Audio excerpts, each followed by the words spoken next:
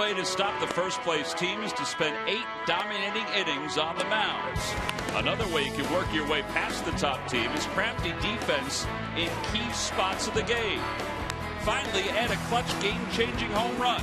And for the first game of the series, you chopped out a victory.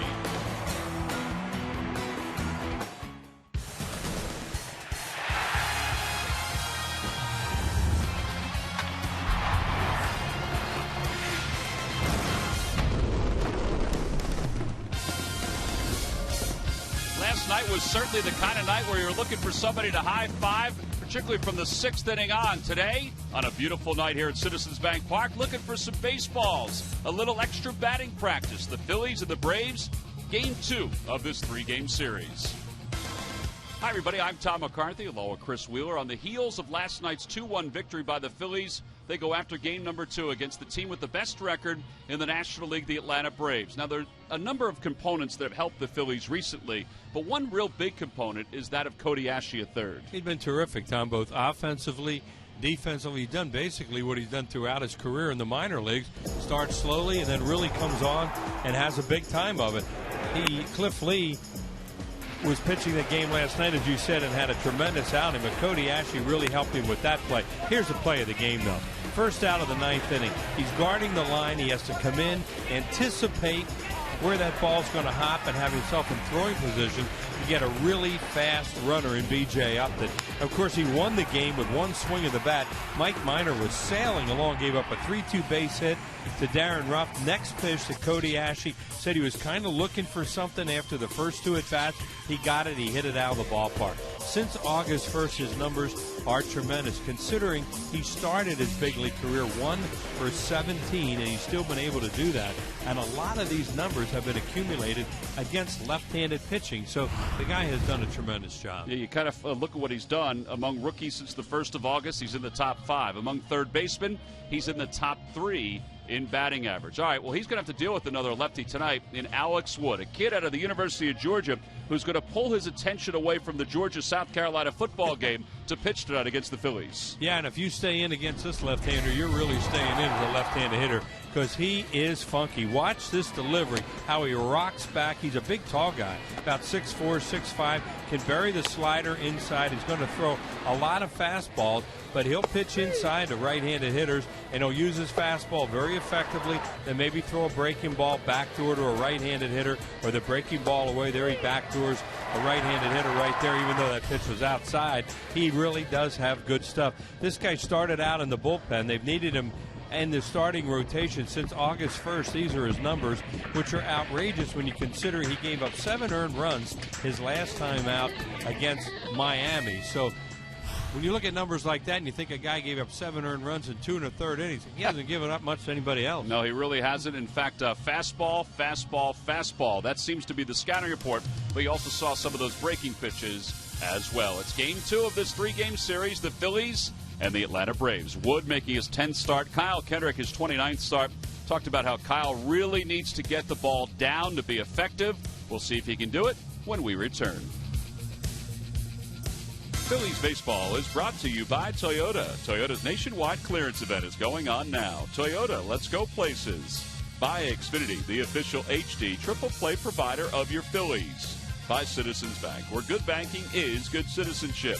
Isn't it time you experience good banking? And by Independence Blue Cross, the most preferred health plan in the region. Independence Blue Cross. Live fearless.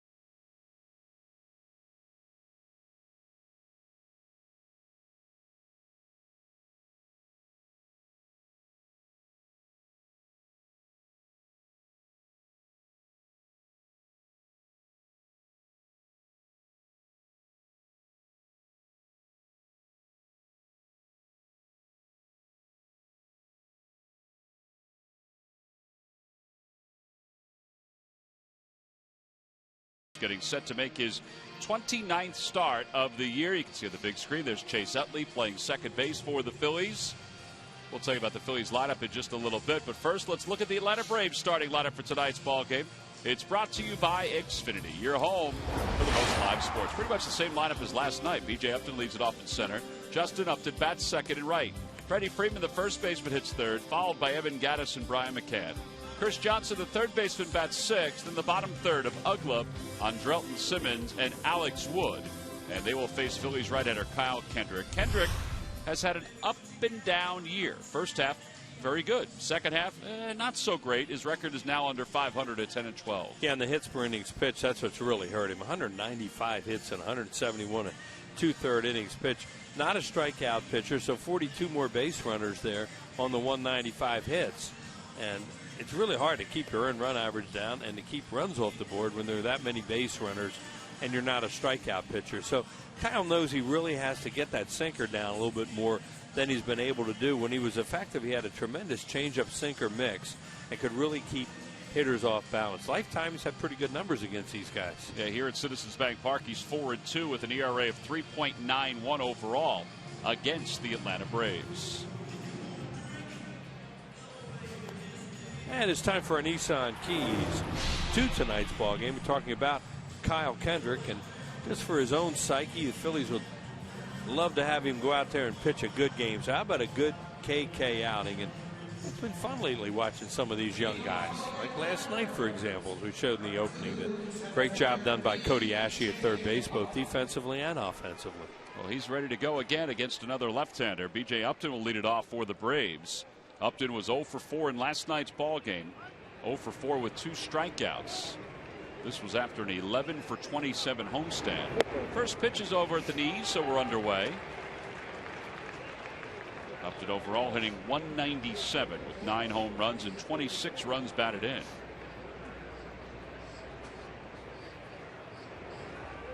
A little warmer than yesterday, 76 degrees at game time. It's supposed to be beautiful tomorrow. It's supposed to be in the 80s again tomorrow for the finale of this 3-game series. And then cool early in the week, and then mug summertime comes back the middle of the week. So it'll be a challenge for the haberdasher for this group. 1 ball and 2 strikes to B.J. Upton. And that would be you. I think I've already got it settled. You did? Yeah, next weekend's a little troublesome, though. Can't figure out D.C. weather. Change up low. 2 balls and 2 strikes to Upton. B.J. Upton followed by his brother Justin. They're a combined 8 for 17 against Kyle Kendrick during their careers. Swing and a miss. He got him. Threw him a breaking pitch. And 1 away here in the first. Tonight's game is also available in Spanish. Just use the SAP button on your television or change the language through the menu on your cable box. Tonight is Goya Latino Family Celebration Night at Citizens Bank Park. Some great music, some great dancing going on prior to the ball game. In fact, if you brought some non-perishable items to the yard tonight, you receive, thanks to the folks at Goya, a ticket to a future Phillies game. Justin Upton swings at the first pitch. That'll go out to shallow right field. Chase Utley wanders out, makes the catch, 2 away. Oh, nice start for Kyle Kendrick.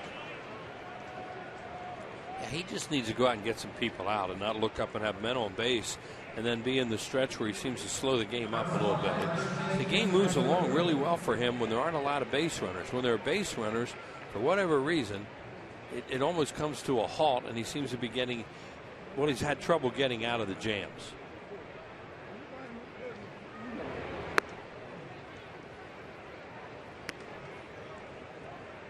Freddie Freeman 1 for 4.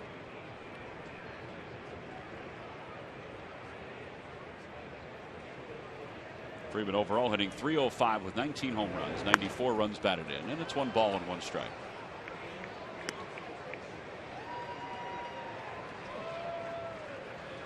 Phillies play him to pull on the infield. Franz at a few steps from the line at first. Freddie Galvis is shaded toward the middle at shortstop.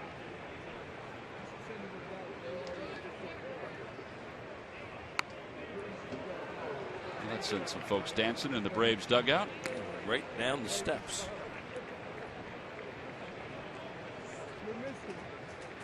Freddie Freeman is ninth in the league in on-base percentage, and second in the league in batting average with runners in scoring position at .435. Oof.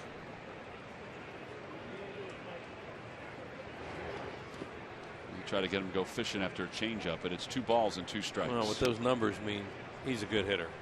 When you have that kind of on-base percentage, he walks, he drives in runs. The only thing he doesn't do real well is run. And he can hit some long homers, too. He's got tremendous power. Forget sometimes what a good power hitter he can be. Well, this is the spot where Kendrick used to throw that 2-seamer that runs back. Instead, he tries a cutter on the outer edge, and it just misses. And it's 3-2. Ryan Sandberg, when he was talking about Kendrick the other day, as you see Mike Everett behind the plate, the crew chief Tim Welke's at second. He said that 2-seamer has been the key to his success or lack of success here in the second half. He tried it right there, and it remains 3-2.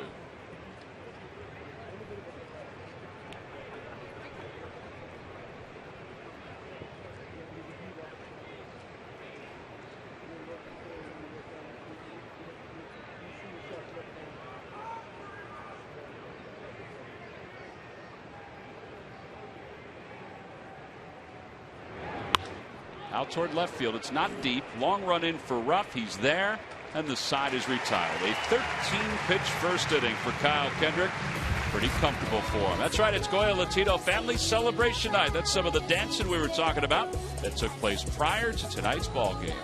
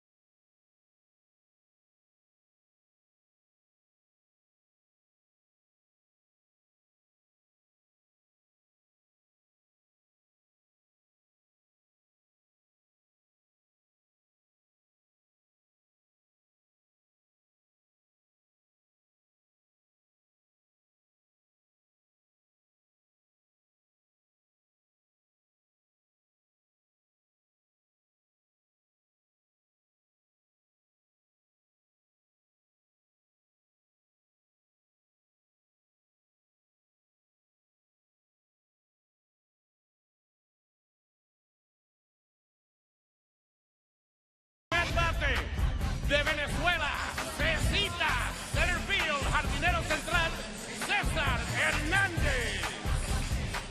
Ricky Ricardo doing the lineups for both teams tonight. Ricky does the radio broadcast on our Spanish station here in Philadelphia. You can also hear him do the Eagles on their Spanish station as well. Ryan Sandberg's lineup for tonight's ball game. It's brought to you by Xfinity, your home for the most live sports. Leading it off at center field, Cesar Hernandez. Kevin Franz bats second, followed by Chase Utley and Carlos Ruiz. Darren Ruff, the left fielder, hits fifth. Cody Ashe sixth. And the bottom third of Freddie Galvis, John Mayberry, and Kyle Kendrick. And they'll face 22-year-old left-hander Alex Wood. 3-3 on the year. He had an exceptional month of August. Not a great start to begin September, but overall, okay numbers in 9 starts this year. Well, this is a very, very talented young pitcher, as you see by the strikeout and walk ratio, under hits per innings pitched, and a very, very funky windup, and a delivery that can be, well, really be deceptive. That's his fastball. He will pitch inside, throws mostly fastballs, but has a real good slider, a working, an in-work changeup. Pitched a good game here on a Sunday night. 1 ball and 1 strike to Hernandez. Back in August, he beat Cliff Lee 4-1. So we said he's just 22 years old. He was a second-round pick by the Braves last year out of the University of Georgia. Delivers inside, 2-1.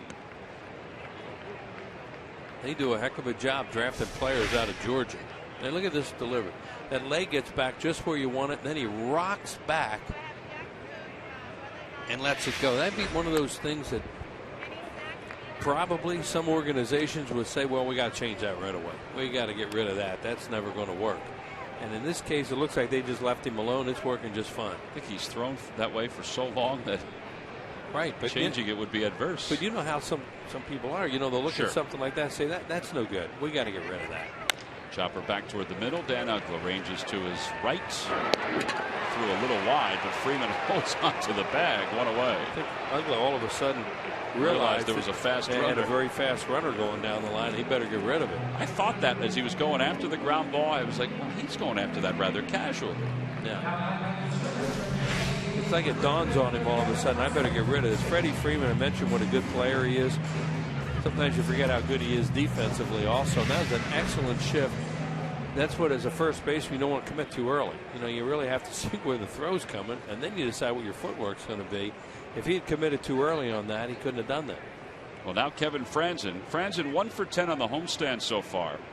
He has 2 at bats against Wood. 0 for 2 as he takes a curveball, and it's 0-1. Mentioned that Wood will throw mostly fastballs. 63% of the time he throws a fastball. There's a liner towards center, a base hit for Franzen. Right, so you do your homework on him. You go up there and look for fastballs, except that was something off speed, and Kevin did a really good job waiting on it, hitting it back through the middle. Because as you said, Tom, what, 69% fastballs in his last start, 27% changeups, and he mixes in a curveball once in a while. Well, the number of fastballs overall that he throws is the 12th highest total among left-handed pitchers. That's relievers and starters in Major League Baseball. Chase Utley's now the hitter. Utley with 23 career home runs against the Atlanta Braves. Here's one foul. He got a good pitch to hit there. It's 0-1. Hey, this guy, left-handed hitters, 257 with no homers off him, and right-handed hitters, 235, a little higher average, with 3 home runs.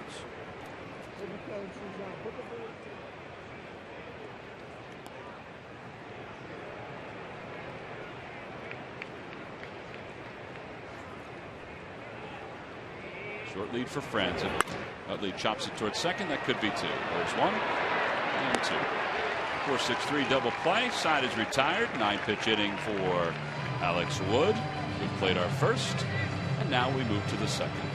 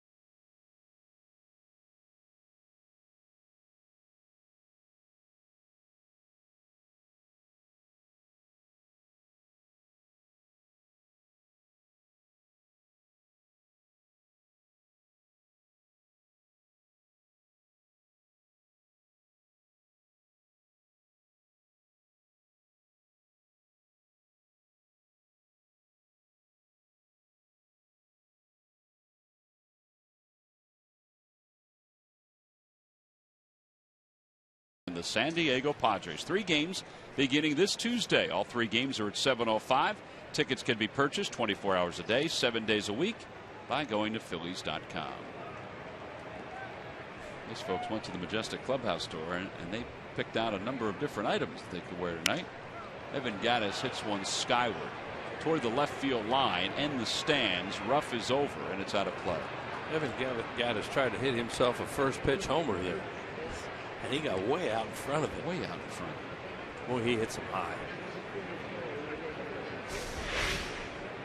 Here it is. Look at, he's just going up there and he's going to get a fastball and make it 1-0.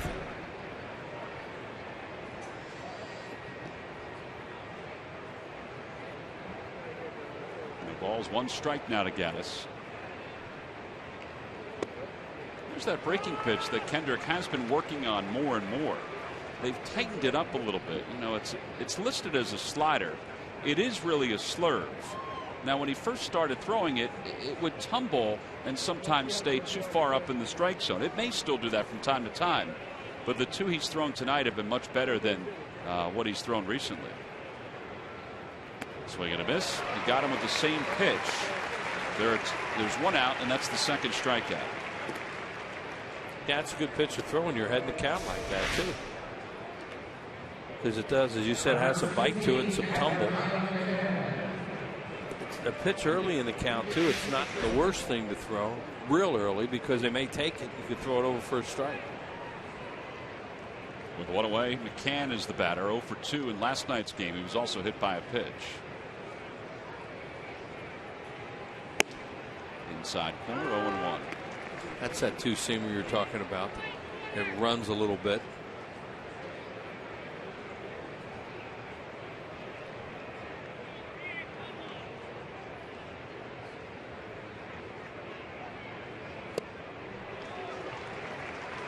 The changeup.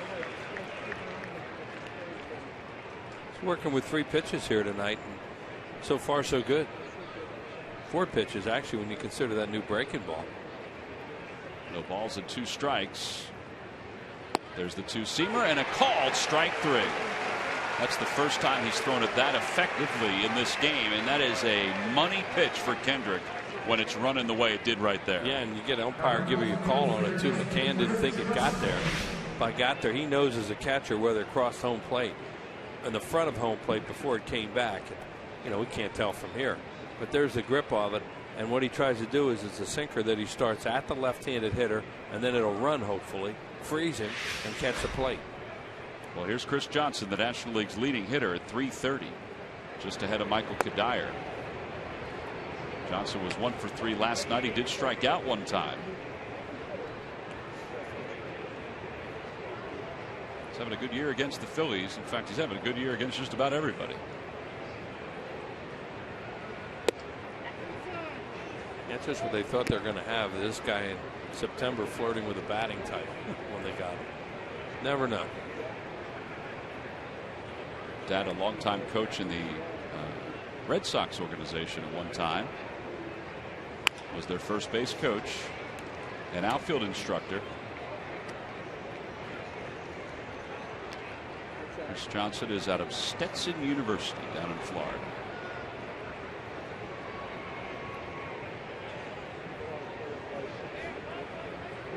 Two balls, 1 strike.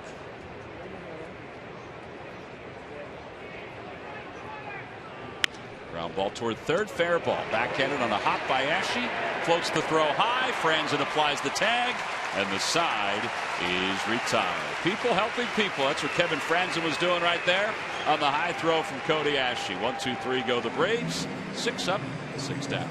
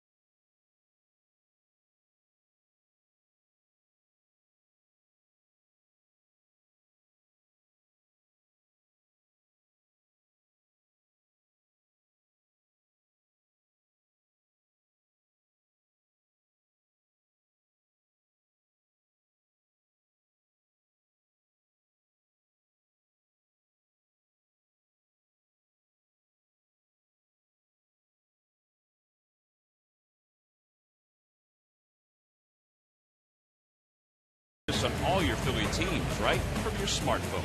Download the free CSN Sports app today. Bottom of the second, Carlos Ruiz, Darren Ruff, Cody Ashe. None of those three guys are celebrating a birthday today, but there are a number of folks that are attached to the Phillies family who are celebrating a birthday today, Wheels. A lot of people. How about Bill Giles? Bill Giles. His Congratulations. Birthday. Happy birthday to Mr. Giles. The dean of Philadelphia sportscasters, Mr. Bill Campbell. Great birthday. Bill Campbell. Bill turned 90 today, and I know he doesn't mind us saying how old he is. God bless him. Been around a long time, was an idol for many of us when we were kids. What a great Still guy. is. Yeah, he sure is. Byram Som. Late Byram Som was born today. This would have been your dad's birthday, too? My dad would have been 96 today. Wow. Really.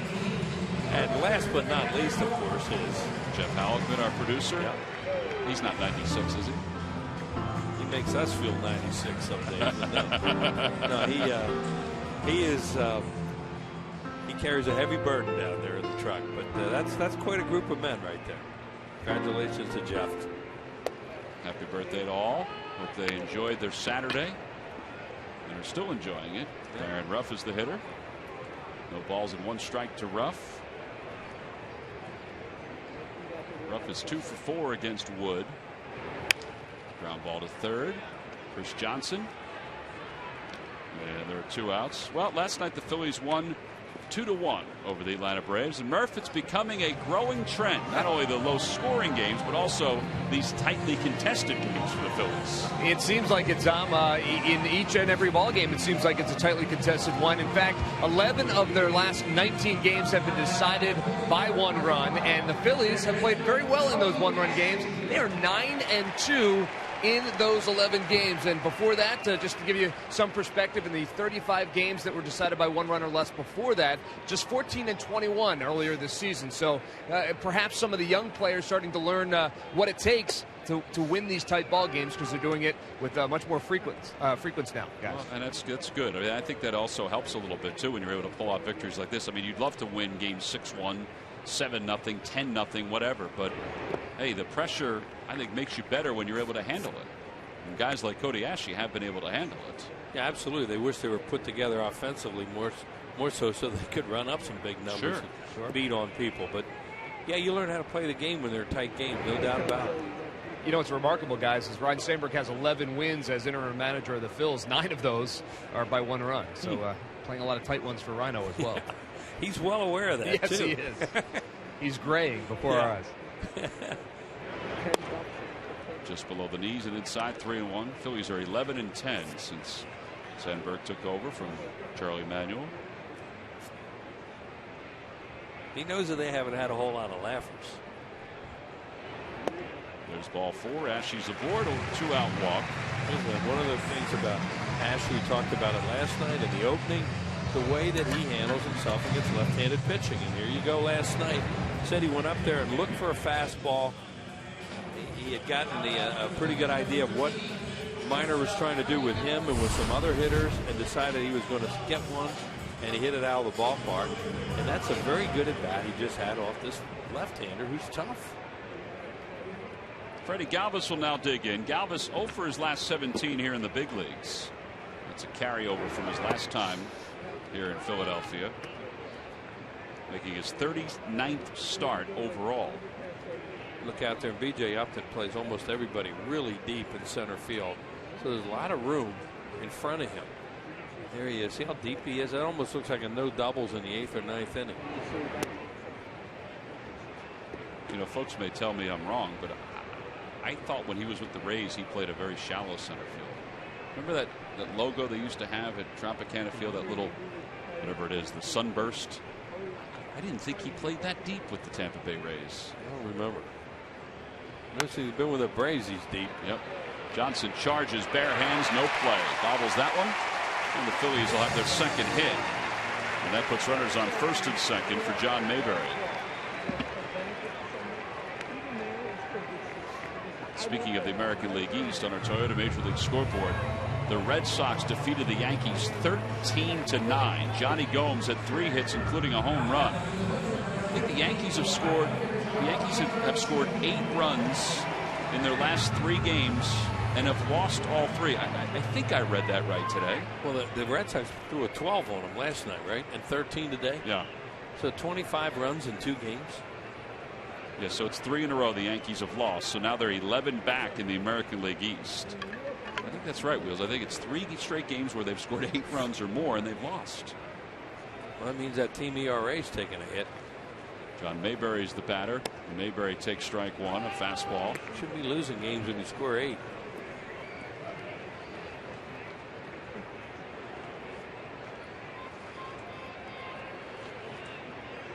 Tampa Bay will be in Seattle later on tonight.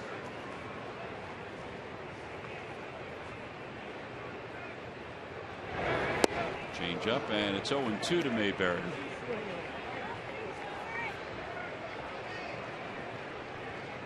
Yeah, the Yankees scored 8 runs, and 9 today, and lost all 3.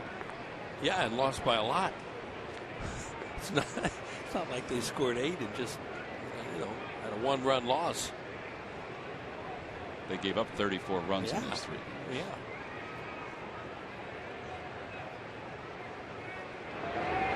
Swing and a miss, back-to-back changeup. So Mayberry struck out. It's the first strikeout for Alex Wood. Phillies leave a couple, and we leave for the 3rd. We'll be back after this.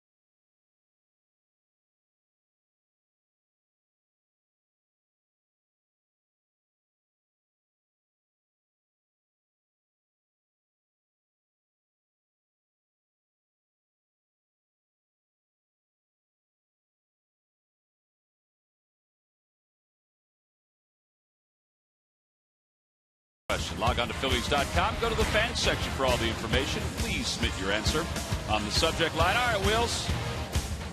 Get the thought of the Fanatic doing some disco out of your head. Which Atlanta Brave had 180 singles of his 219 hits in 1971? Answer will be revealed in the 7th inning. I think if you seriously think about this question, you will get it. Yeah, they had a lot of home run hitters back in those days. Somebody hit a lot of singles. Oh, yeah. I have a great hint for you, too, later on. I'm not going to give it to you now, but I got a great hint.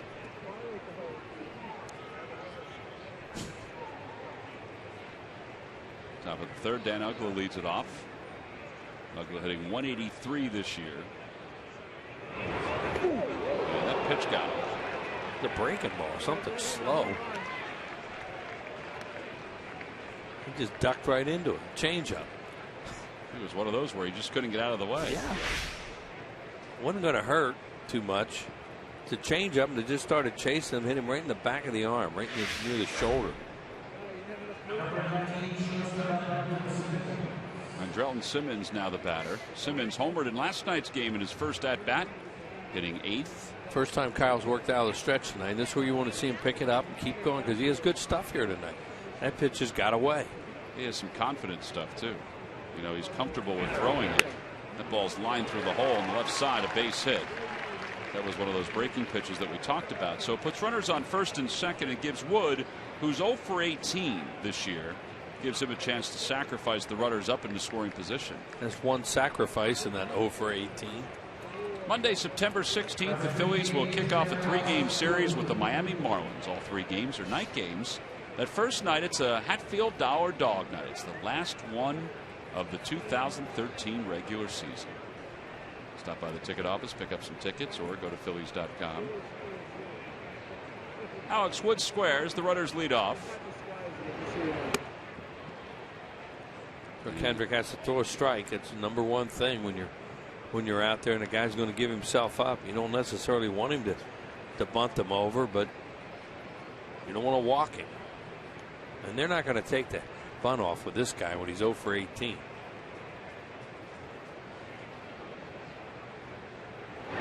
And he bunts it to the left of the mound. Kendrick hears 3, goes to third. The out is recorded. Ashe dropped the ball, they say, in the exchange. He was trying to hustle to get a double play. But a good job by Ruiz to suggest 3 to get the force out at third. Yeah, it all depends on where it's bunted, how hard it's bunted. Uggla's a fair runner, not fast, not slow. And it was bunted hard right at Kendrick, who's a good fielder. He's on it quickly. And then you said the catcher a lot of times will give the direction on that. Kyle made a very good throw. And they're calling it in the exchange, which appears to be the proper call. Ashe catches it. And then in the exchange, it comes out. As you said the other night, you can do that in the infield, but not in the outfield. B.J. Upton fouls it away. It's 0-1. It is strange. Yeah. The ambiguity of baseball's rules. Yeah. And the reason, and we talked about that, the reason for it being allowed in the infield is for protection. You're doing it to try and protect the infielder so they can make a little quicker move to get out of the way. In the outfield, there's nobody out there running at you. Spikes up, all that stuff.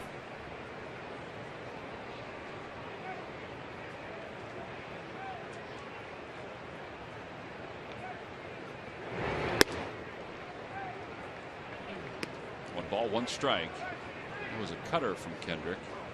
Simmons is bouncing around, annoying him a little bit out at second base. Chase Utley's a cover guy there, coming in behind him a little bit.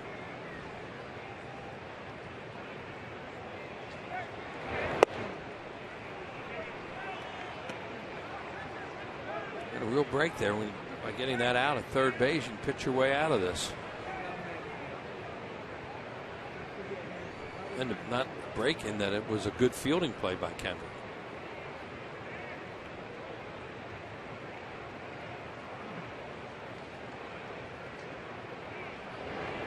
Swing and a miss. 2-2. That was a fastball. Sinker from Kendrick. Jay Upton has that unusual hitting style where he does that little twist with his front foot.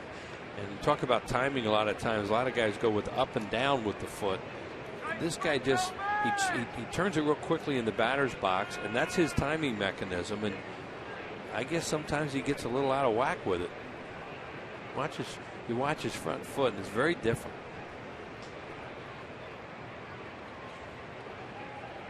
And a called strike 3. That's a nice piece of pitching by Kendrick. Yeah, get out of that. You see how that foot moves? It goes up on his toe a little bit, and then he lets it go. In this case, you watch the foot go down on the toe, down, and he didn't think it was a strike, and it was close. Another look at it.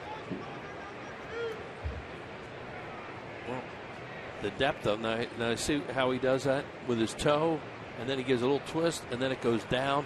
There's a lot of timing involved in his swing, and you can see how he can get a little bit out of whack with it.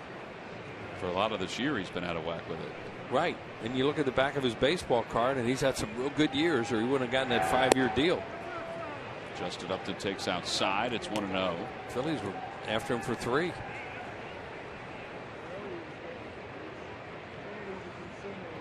He was doing some honking from the dugout last night on balls and strikes. Yeah, I think if you went back and looked at the video today, last night or today, you probably would realize that he shouldn't have been doing any honking. Right.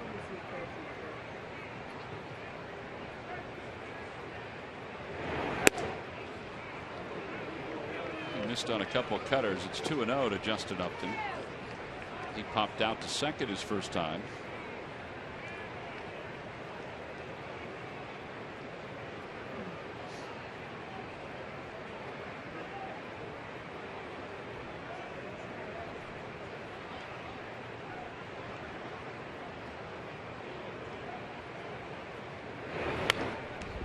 See his brother, the hitting style he has, foot up and down real quick. And, you know, you're less inclined to have timing problems when you do it that way. Kind of the way the Phillies manager hit.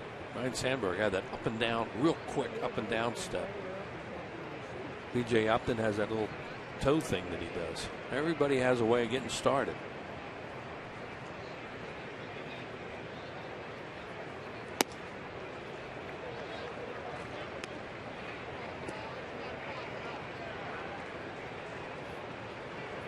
Freddie Freeman's on deck. Don't necessarily want him with the bases loaded, but you want to be careful you don't give this guy a cookie 3-1.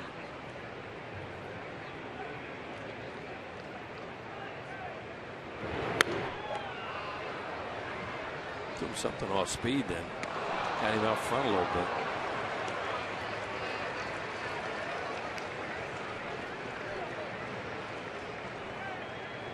Toyota Major League Scoreboard. The Nationals are leading the Marlins 2-0.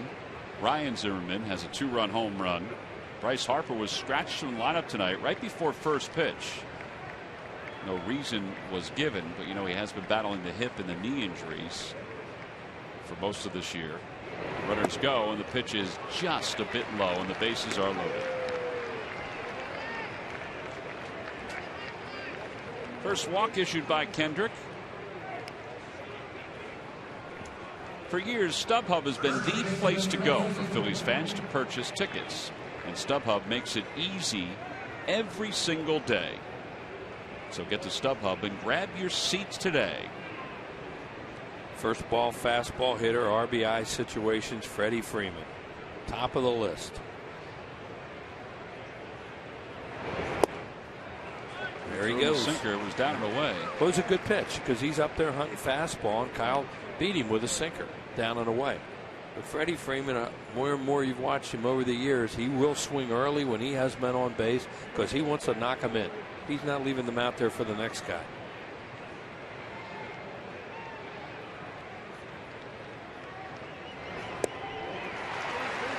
A sinker, then something soft. It's 0-2. And that's his. When he was going really well, that was the mix that he had, that sinker changeup mix that he just used there. There you go. With runners in scoring position, he's their top guy. No surprise. He's second in the league. With the bases loaded, here's the 0-2 pitch coming to Freeman. Ground ball right side, and it's going to get in for a base hit. One run scores. Rounding third, heading for home is Wood. He'll score. The throw goes to second, and the Braves take a 2-0 lead. Just so good at knocking in runs. Well, they're playing the pole too. Normal alignment, they might have been able to make that play. But a 2-run single. 0-2. 0-2 count. Looked like he threw a changeup. You see what Carlos Ruiz was doing, putting the glove on the ground. It was not on the ground. It was up and out over the plate. Just a good piece of hitting by a very good hitter. And he got it to a spot in the field where the Phillies weren't set up. Right now, if you look at Chase Utley, and then his right-hander up. Yeah. So that's why he's shaded that way. But well, you're supposed to pull a changeup. Gaddis whacks it foul. It's 0-1. Because the idea of a changeup and where you're positioned in that is that it's slower, so you're going to get the guy out in front a little bit. He's going to roll it over and have a tendency to pull it, and that's why you play him in a pull defense. He had a changeup back through the middle. And just a good hitter. And you know, sometimes you got to be a little bit lucky. Find a hole. Broke his bat toward the hole, scooped up by Ashe. Goes to second, and the side is retired. 5-4 on the putout. Kendrick allows a couple hits in the inning. 2-run score. Middle of the third. Braves up 2-0.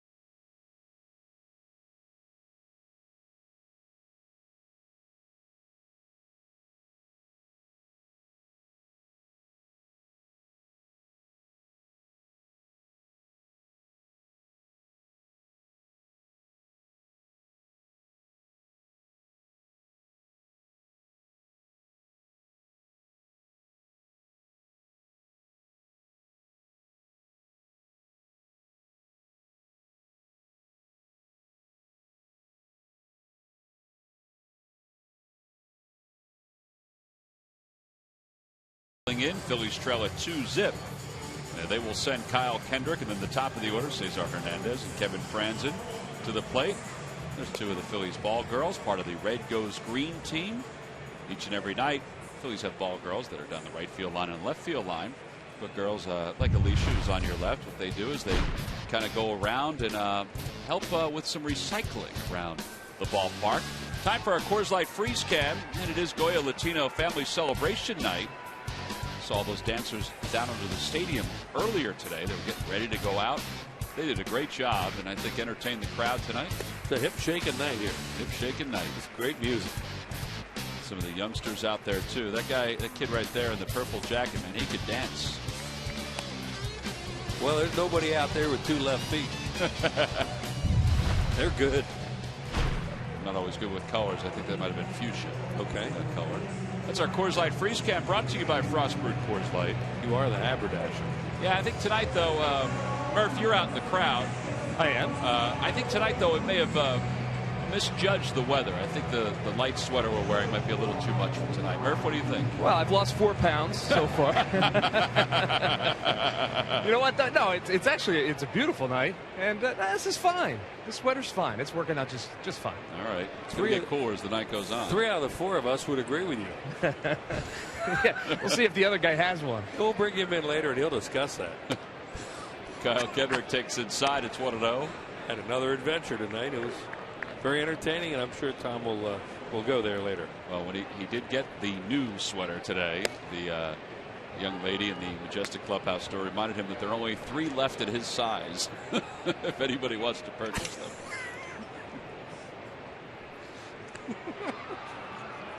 One ball, 1 strike to Kendrick. Kind of a shame that he'd have to go buy one. You know, I mean, you'll explain that later with him, right? Why he had to do that. Yeah. Kendrick this year hitting 115, and he hits it foul off to the right. 2 balls and 2 strikes. Worst thing is for poor Gary, I mean, it's kind of go by it, and he'll come in and he'll be sweating right through it. It is a great sweater. Very nice. And a called strike 3. So Kendrick's down looking. Second strikeout for Wood. So 1 away, top of the order. Phillies baseball is brought to you by Mazda. We believe if it's not worth driving, it's not worth building. And by Chevrolet. Visit your local Chevy dealers at ChevyDealer.com. Also by the Pennsylvania Lottery. Benefits older Pennsylvanians every day. Cesar Hernandez takes strike 1. It's 0-1. Hernandez grounded out his first time up.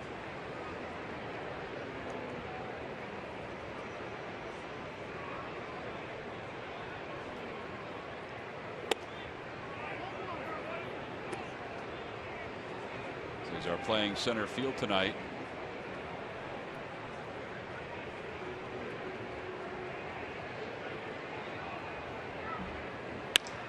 One loops out into center, a base hit. 1-out single. He's aboard. That's good look by Cesar Hernandez, whether he looked for that pitch or not. But he's been throwing those changeups down and away to right-handed hitters, and he just went out and hit that one. He didn't hit it hard, but he hit it right back through the middle for a base hit. So here's Kevin Franzen. You know, last week we mentioned the passing of Frank Poli, who's a great umpire in the National League, and Mike Everett, the home plate umpire, has the FP patch on his left sleeve in honor of Frank Poli. That was something that they added yesterday to the uniforms, the umpires' uniforms. Talked to Dan O'Rourke about that, who runs the umpires' room and, of course, works in the Phillies clubhouse. Said it started last night. He did not know whether or not it's going to go through postseason, but probably will. I would think it would. And yeah, it's a very nice tribute to Frank. He'd just laugh about it. Well, he probably had an influence. Well, I know he had an influence at a number of umpires. Joe West even said that. I bet he did. When Frank passed away last week. Frank taught a lot of them how to be a pro. That ball's lined to left field. Gaddis on the run. It's over his head, off the base of the wall. Hernandez on his way to third. I think Gaddis made a mistake. He didn't go to second on that throw. Instead went to third. And that opened the door for Franzen to get 2 out of it. Yeah, that was a mistake by Gaddis that sets up a potential run. and a potential 2 runs, because that thing comes off the wall so fast. He's not going to be able to get Hernandez at third. You throw that ball to second base and keep the double play in order. But he's a catcher playing left field for his bat. Kevin hits this thing really hard, but look how fast it comes off the wall. He does a really good job playing it, but he throws to third. What a play by Simmons. Look at that play that Simmons made and flipped that thing to second. Well, how about, was it Simmons adding to the mistake by not being the cutoff to second, instead roaming over toward the left field line? You know what I mean? Like, yeah. Did he set that up wrong for Gaddis? Possibly. And Gaddis, when Gaddis turns around, he looks for the cutoff man. That leaves a board, or leaves at the plate with runners at second and third. But really, your mindset on that should really be, sure. Especially. And then Simmons makes a play that only he can make, probably, to catch that ball in the air and flip it to second and almost get Franson anyway. Now, a base hit may or may not tie the game up. It'll give the Phillies a run. Depends on where it goes. That ball's lined toward right center field. Coming on is Justin Upton. Makes the catch. Hernandez was late getting back, so he's not going to be able to tag. Now, there are 2 outs. Just a little late getting back, and it cost him a chance to try to score. Ball's hit deep enough there, you probably have to tag up almost right away. See, watch what happens here. He breaks. He takes a look. Now it's too late. See, wants him. I'll tell him to tag up. But once you do that, you're trapped.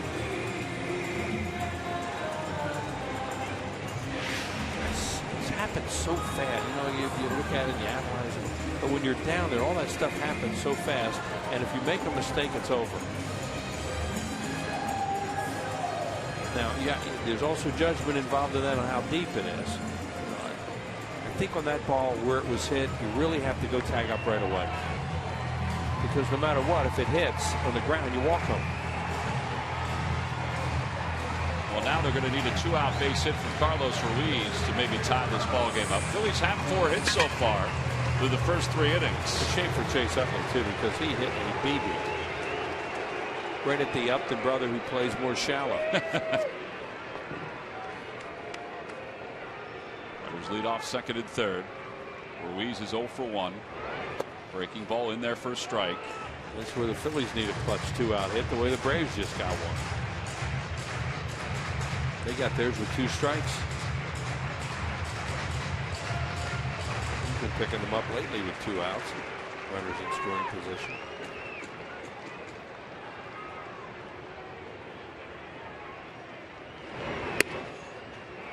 That's a tough pitch. Especially get down 0-2.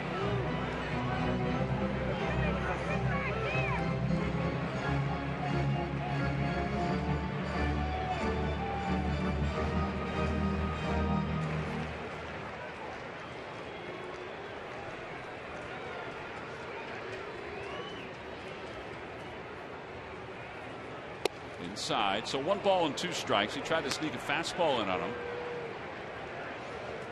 Carlos, .291 average his last 69 games. That coincides with him coming off the disabled list with the hamstring problem. I asked him today, I said, we were a little worried about you after your first at bat. He said, no, I was fine. I think I was kind of mad about the at bat more than anything else. Good.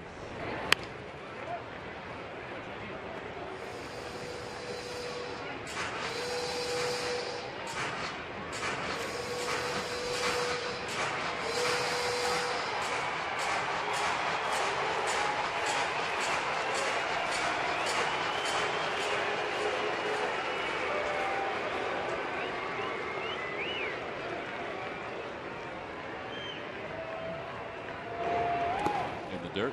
McCann blocks it to a 2. That's played by Brian McCann.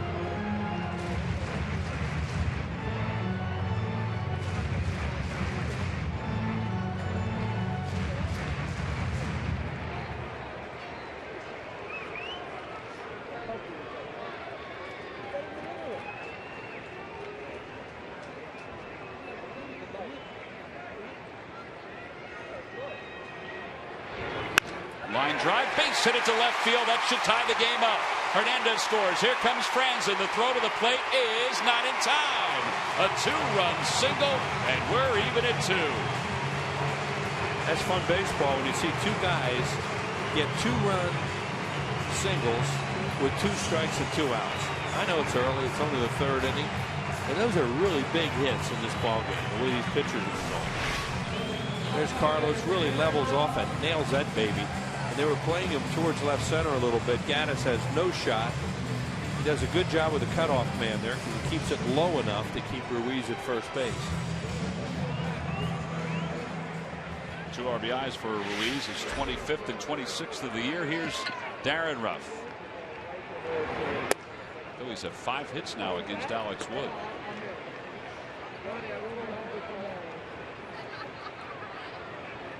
So it doesn't matter whether Hernandez tagged up or not.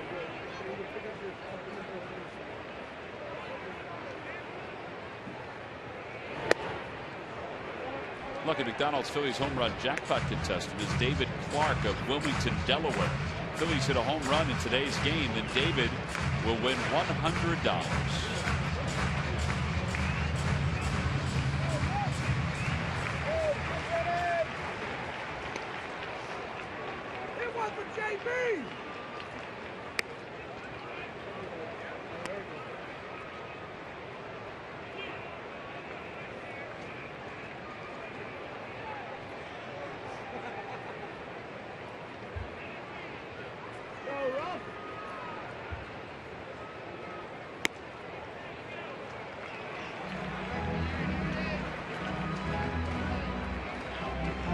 Gonzalez's team's magic number is at 9 to clinch the National League East.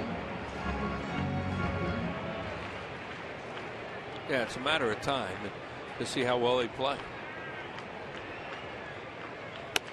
Fastball outside, ball 4, and Ruff draws a walk to put runners at first and second. Good at bat by Darren Ruff there. Roger's going to come out and have a little chat with him. Roger McDowell's done such a tremendous job here after Leo Mazzoni left.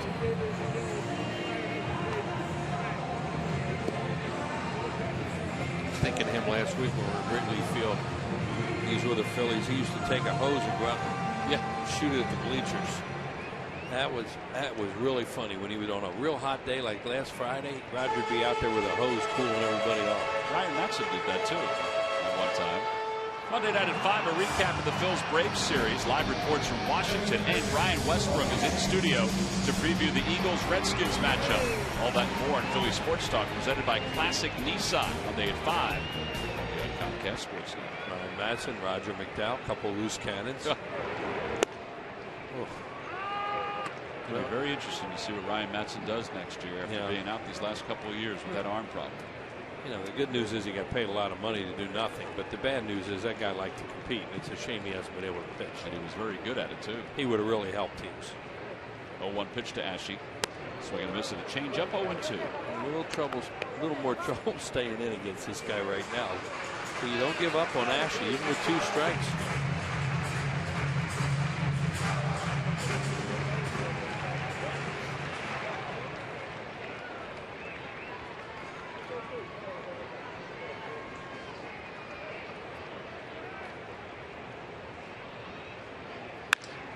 Toward left center field. Upton is on the run, makes the catch. Boy, he hit that ball well. With 2 strikes? Yep. Side is retired. He's impressive. Phillies tie it up, though, on Carlos Ruiz's 2-run single through the hole on the left side. That brought home Hernandez and Franzen. It's a 2-2 game as we go to the 4th.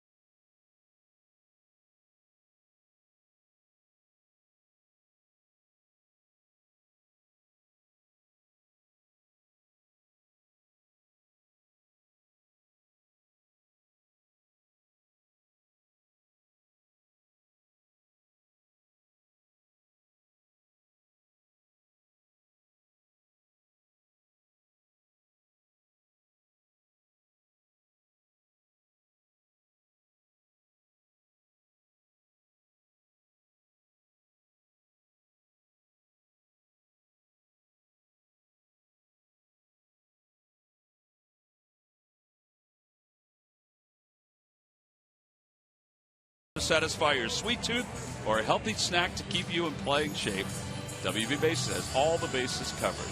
Who but WB Mason?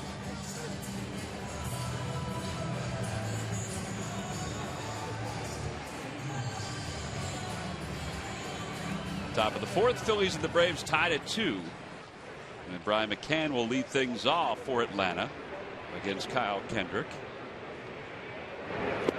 Good off-speed pitch, 0-1.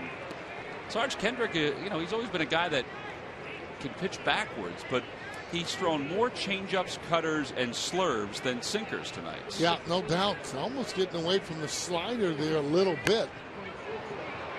It'll be out of play down the right field line. It's 0-2. And that's okay, because he'll throw a ball inside there, and the only way you can hit it is to pull it foul like that.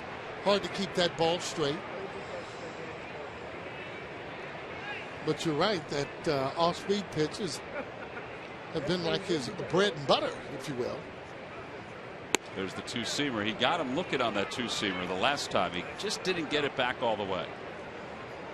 1-2. He'll go up and sit right on that pitch, but he still has to throw it.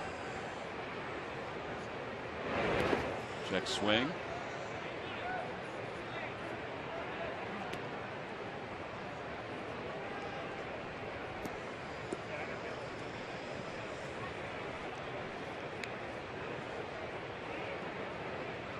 Two balls, two strikes.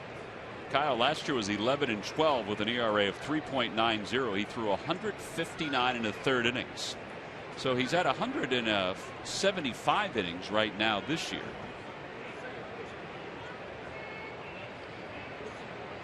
Well, getting a little bit wiser too. Should be able to throw his pitches, and the innings wouldn't matter that much because he's not a pitcher that has to throw the ball by you. Matter of fact, maybe when he's tired, the ball will end up moving a little bit more where he can get ground balls. That's where he's best at. Swing and a miss to the changeup, and McCann has struck out for the second time tonight. 5 strikeouts overall. It's a great pitch. It sure is. And that brings Chris Johnson to the plate. Yeah, McCann looking for that ball inside. The ball was away. You could see that off balance. That hitter off balance. As a pitcher, you have done your job. You're not going to be able to square the ball up normally. Chris Johnson grounded out his first time.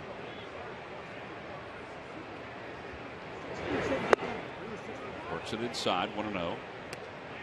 Well, talking about the innings, I've asked Rich Doobie, about Kyle's second half, because he has struggled. There's a number of things that they point to. I mentioned before, Ryan Sandberg talks about that two-seamer that worked tonight against McCann, but it hasn't worked as effectively in the second half. And Rich did say he thinks the innings, the amount of innings, has caused him to fatigue a little bit because he's just not used to it. But, that he'll continue to break through that, as you said, as the year goes on. Yeah, and if he is tired, it would reflect in the velocity where you're not able to throw the ball as hard. Notice one of the fastballs there, right around 89 to 90.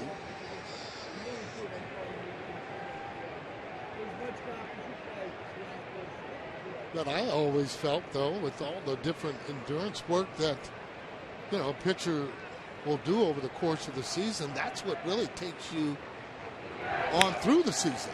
Over to third, to the glove side for Cody Ashe. Franzen hangs onto the bag for the second out.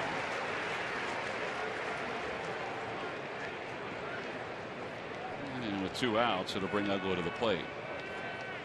Well, we were just talking about different reasons why, his numbers have gone down, or his ERA's gone up during the second half of the year. Getting on top of the ball, getting on top of the sinker, doing different things like that, making sure that two-seamer's working effectively.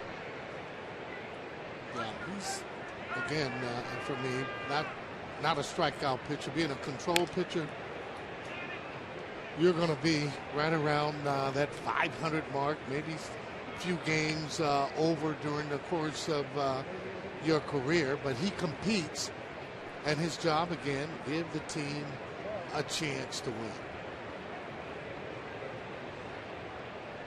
No balls, 1 strike to Dan Uggla. 0-2, a foul tip. Well, over his last 16 starts, he's 4-9 with an ERA of 5.74.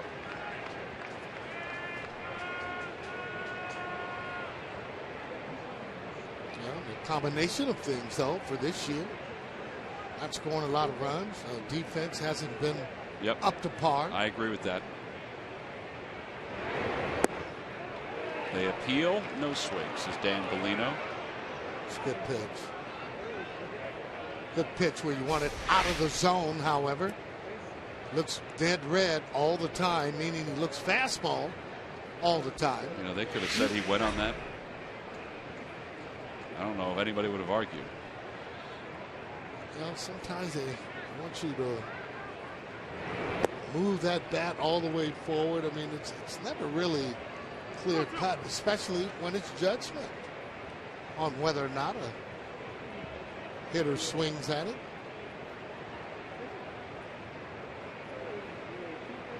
And you're checking too as a hitter. You don't even like looking down. You don't want any eye contact with that umpire. Just hoping that he will say you didn't go.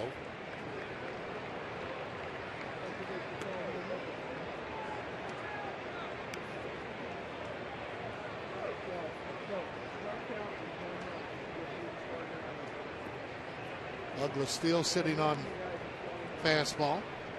Changeup would be a good pitch here.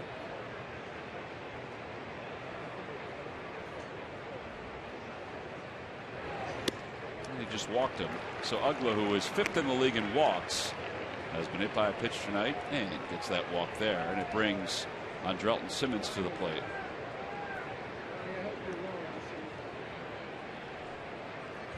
MLB.TV celebrates 11 years. Keep up with the pennant races and catch the rest of the 2013 season in HD quality. Watch every out-of-market game live on more than 350 mobile and connected devices. Visit MLB.TV today. Simmons singled his first time up and then came around to score. Over to shortstop. Freddie Galvis is there from a knee, flips to Utley.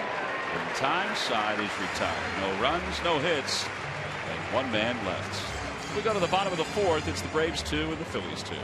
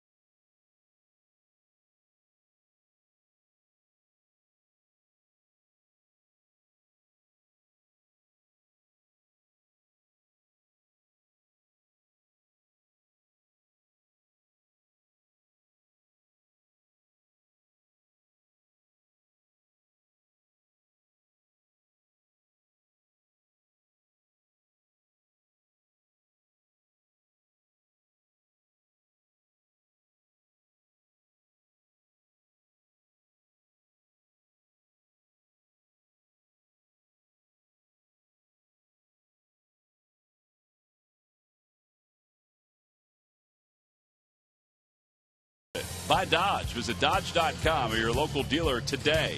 And buy Citizens Bank, where good banking is good citizenship. Is it a time you experience good banking?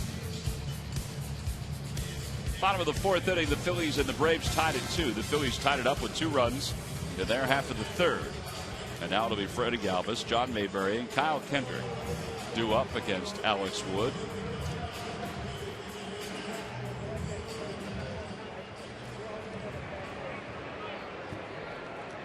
Galvis reached on an infield hit his first time up. It trickled one up the third base line.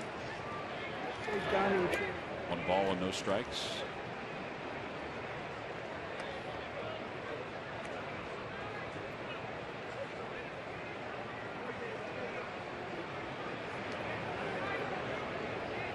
Talked to Freddie today, Sarge, about that play in the 9th inning last night. That line drive to left field where he thought about sliding or diving, and then at the last moment said, nope, I'm going to stop. I'm going to take it on a hop. And I told him how proud Juan Samuel looked in the dugout on that particular play. Juan handles the outfield alignment and the outfielders as a whole. And Freddie said, you know, I thought about diving. He said, but then in a 1-run game, if I dive and I don't get it and it gets past me, he goes, that guy's on third. Yeah, easily. Well, that's starting to really learn the game when you're starting to think that way. Ryne Sandberg talked a lot about that today and said the same thing as Galvis is retired and fly ball to right. I mean, I guess it sounds simple because we've seen other guys dive for it and it goes by them, but look, right here. Yeah.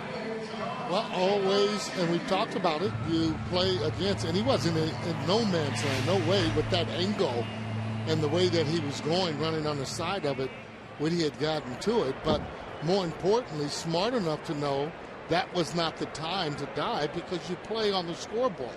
It'll dictate what you do in the game. Well, that's what he even said today. And Murph, Ryne Sandberg echoed those same things. His eyes got wide when he talked about that particular play today. Yeah, you know, he was just applauding his baseball intelligence because, you know, at that point, as Mayberry hits that one down the line, he's going to go for 2. At that point in the game, the Braves are back, or I'm sorry, the Phils are back trying to prevent an extra base hit.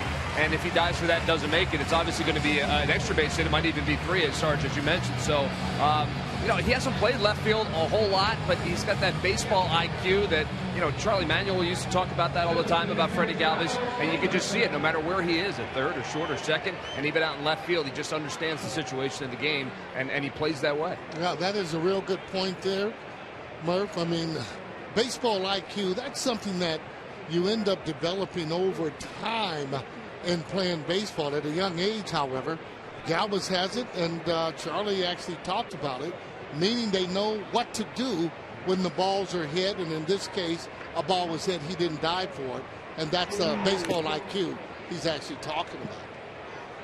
Well, it was good to see. And Papelbon, of course, went on to get the last outs needed for that victory. Saving it for Cliff Lee. Well deserved. Cliff pitched a heck of a ball game. No balls, 1 strike to Kyle Kendrick, who struck out his first time up.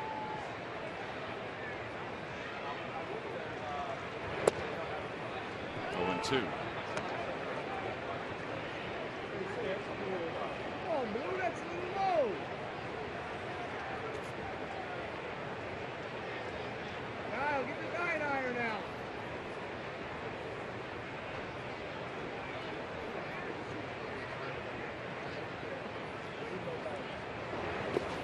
Swing, no appeal, and no swing.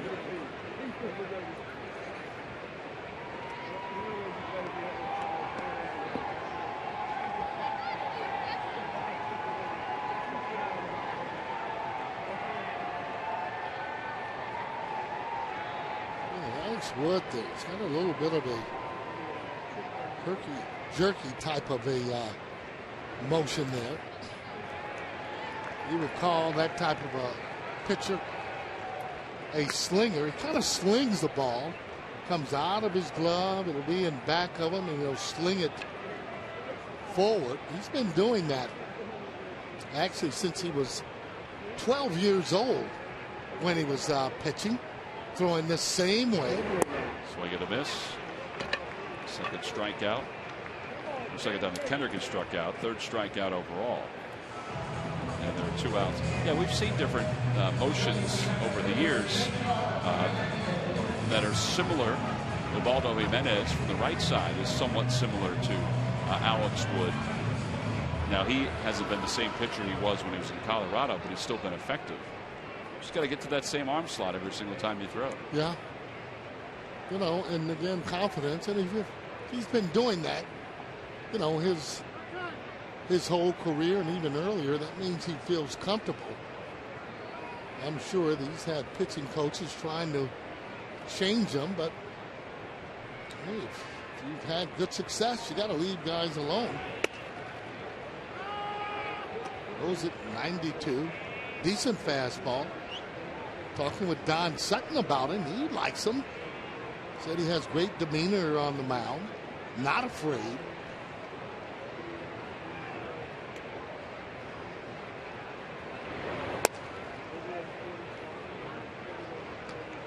And Don Sutton should know a little bit about pitching. Over 300 wins.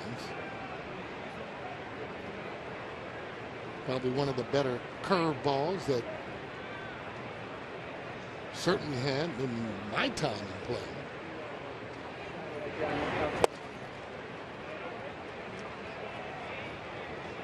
Now 2 balls and 1 strike to Cesar Hernandez.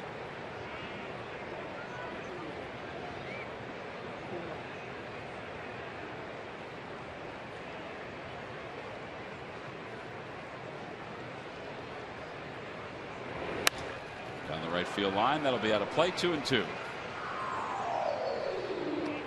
Mayberry, who reached on a double with 1 out.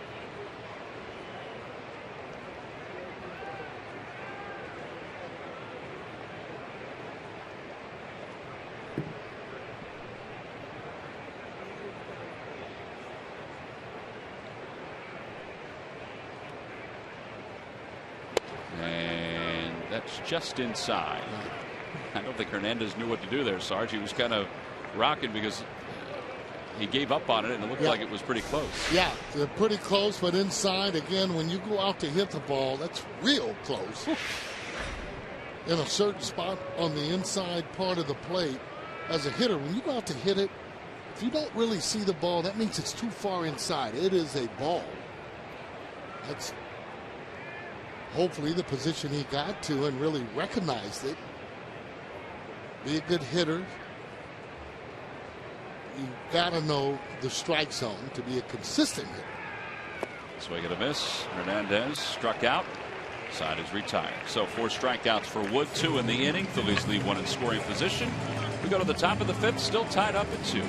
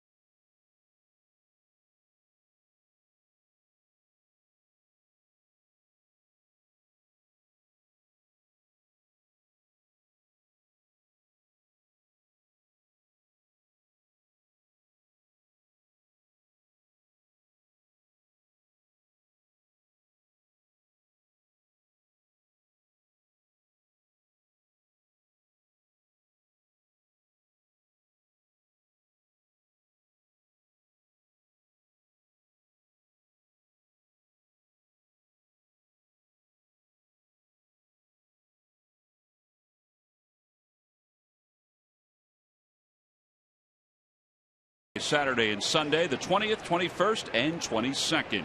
22nd is Fan Appreciation Day here at Citizens Bank Park. All fans coming to the ballpark will receive the 2014 Phillies schedule magnet. It's compliments of Independence Blue Cross. Tickets can be purchased by going to Phillies.com. Alex Wood is ahead, 2 balls and no strikes.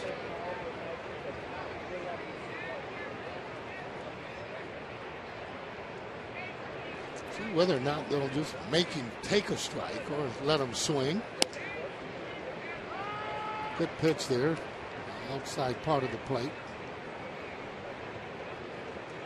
Pitchers very seldom complain of strikes called on them because they want that same pitch when they're pitching.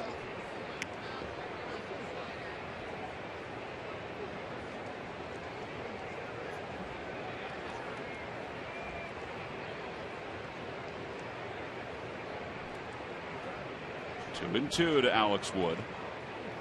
He tried to bunt his last time up for a sacrifice. Kendrick made a nice play at third. Swing and a miss. Overpowered him with his 6th strikeout in this game. Well, speaking of strikeouts, it's time for our Coors Light Cold Hard Fact, brought to you by Frost Brewed Coors Light. And we go back to last night here at Citizens Bank Park. Cliff Lee became the first pitcher in Phillies history to have 2 games in which he allowed 2 or fewer hits, no walks, and at least 10 strikeouts. When you think about the pitchers that have been part of Phillies history, I mean, you have 3 of them up on the wall with retired numbers. Yeah. And Jim Bunning, Steve Carlton, and Robin Roberts. He was really good last night. Oh, boy. I mean, just when he's able to get the ball down and he's throwing strikes, he's just about almost unhittable.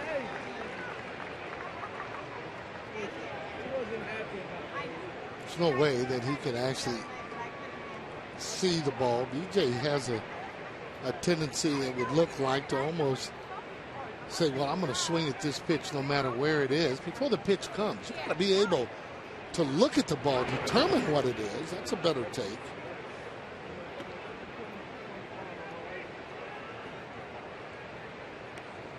Much better athlete than what he has been showing with the Atlanta Braves, and just in terms of the average, $196 right now. 1 ball and 2 strikes now to Upton. Swing and a miss. He got him for the 3rd time in tonight's ball game. 7 strikeouts for Kyle Kendrick. He's done some pretty good pitching here tonight. He's only allowed the 2 hits. Yeah, good pitch there, and late swing by B.J. Upton. Just can't get to that pitch from the batting stance that he has in that position in the batter's box. He's just not going to be able to get to it. Got to be frustrating. The hat trick, 3 strikeouts in a game. 0-1 to his brother Justin. He's popped out. He's also walked in this game.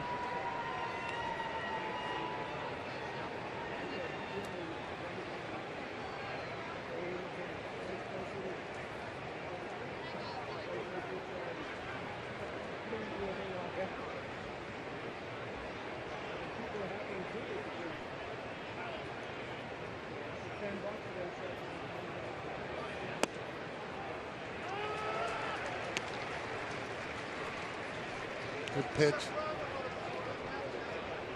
Calling them down there, which you might want to do is get one down there, maybe a little bit lower.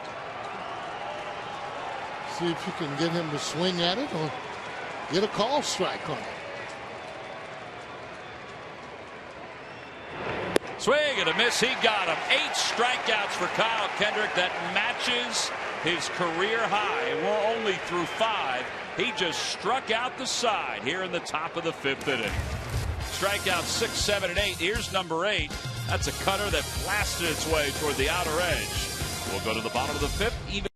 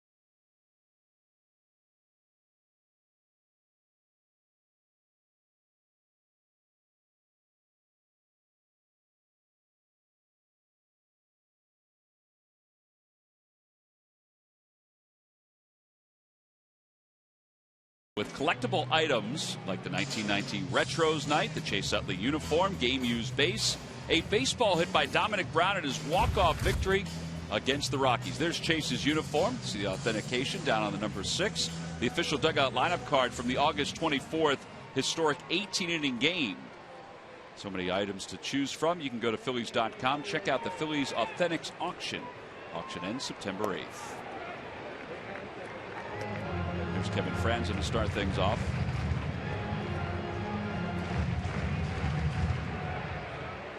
Franzen's 2 for 2. You like his swings tonight? Oh, I always do. Usually gives you just a great at bat. There are times he gets out of sync when he'll start the bat and bring it actually forward and be off balance. Take him a while to get back. Looper out to right. It's going to hang up there for Upton though. And with one out here in the 5th, it'll bring Chase Utley to the plate. Could have been a little quicker on that particular pitch, but for the most part, keeps the ball on the line, hits from gap to gap, usually kind of wherever that pitch is pitched. And if he's looking inside, he can take it deep.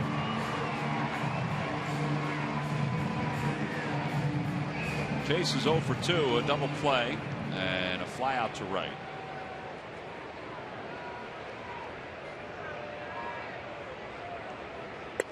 Strike on the outside corner, 0-1.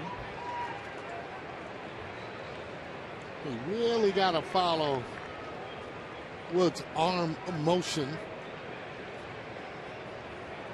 to be able to hit him and actually be able to really see the ball. Kind of reminds you a little bit of that Iron Mike, where that arm kind of starts and then it just flips right at you right away. Well, you better make sure you have your foot down if you're going to be able to make solid contact there on him. Yeah, it's the old-time pitching machine. Yeah. They used to call it the Iron Mike. Yeah, has that little scoop that comes whipping over. I always wonder when guys like this, like Alex, how did they come up with this style? It has to have evolved over the years. Yeah, well, he's been pitching like this since he was 12 years old, according to Don Sutton. Velocity still there. I mean, decent velocity.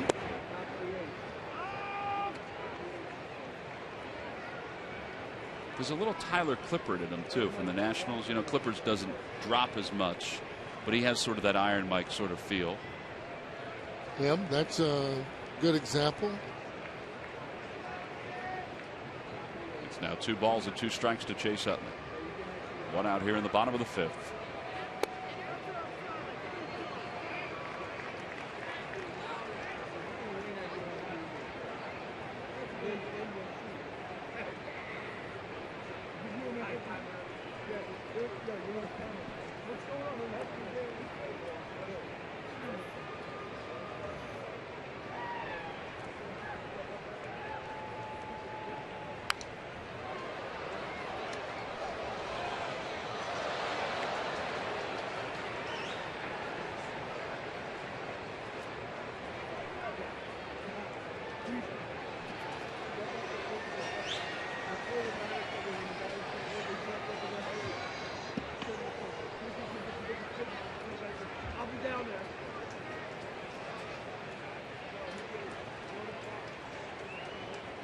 Opposite way. That's going to loop down the line. It's going to drop for a hit.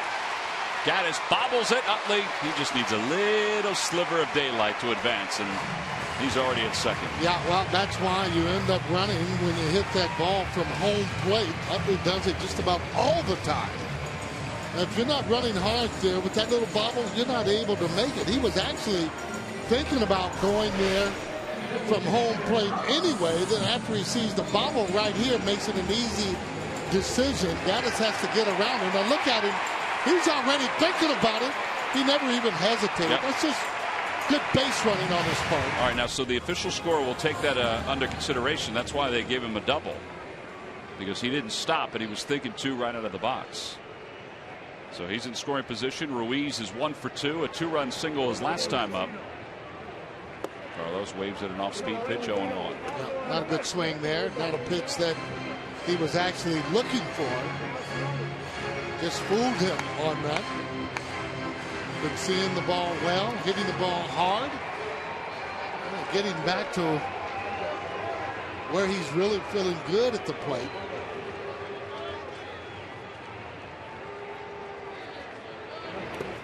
Boy, McCann's been busy tonight. He's had to dig a few out of the dirt.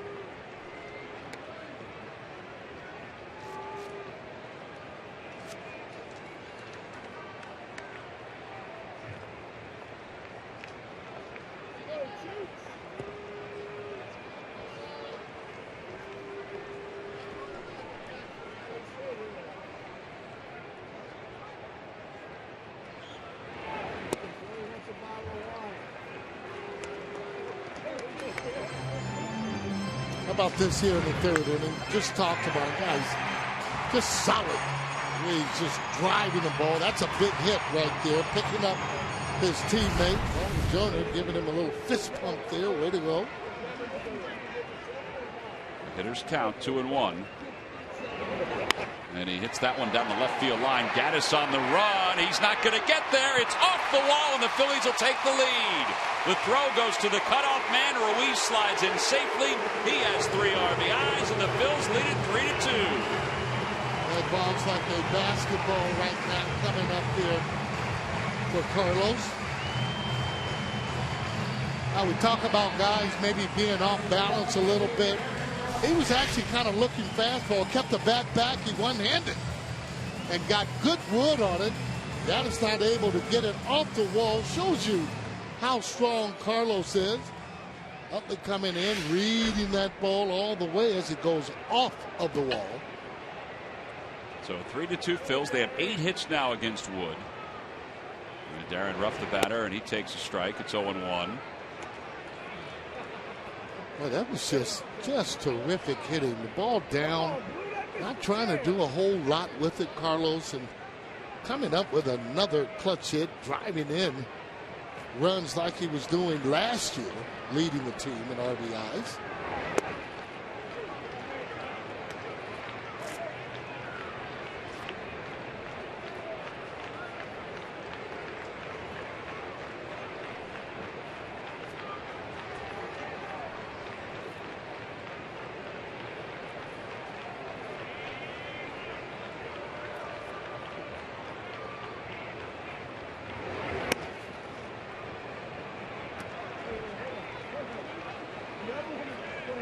Got to keep his balance. A little bit off balance on that one. And if you don't, that same pitch there, they throw it inside. You don't have good balance, you're going to get jammed.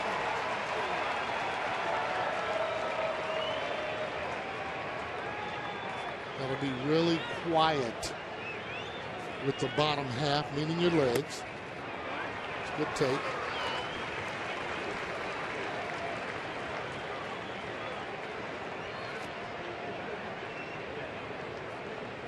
Same with Darren, with runners in scoring position, it would help him every now and then. Just take that deep breath and think about driving it up the middle. Now he's walked for the second time. That's a pretty good at bat. Yeah, real good. 1 out. Runners on first and second. Cody Ashley's coming up. Ryan Sandberg gave a pretty thorough update today, Murph, on a couple different guys, including Ben Revere.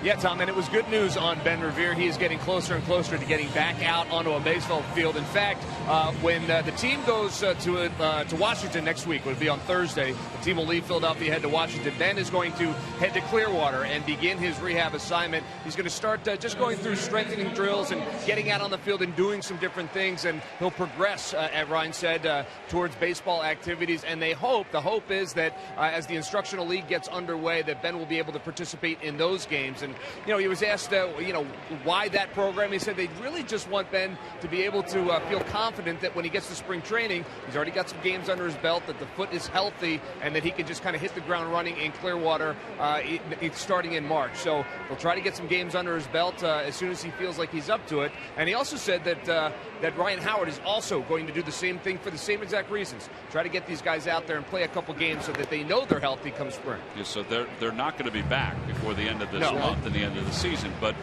the thought is they're not going to play winter ball. So let them know, all right, there is nothing wrong.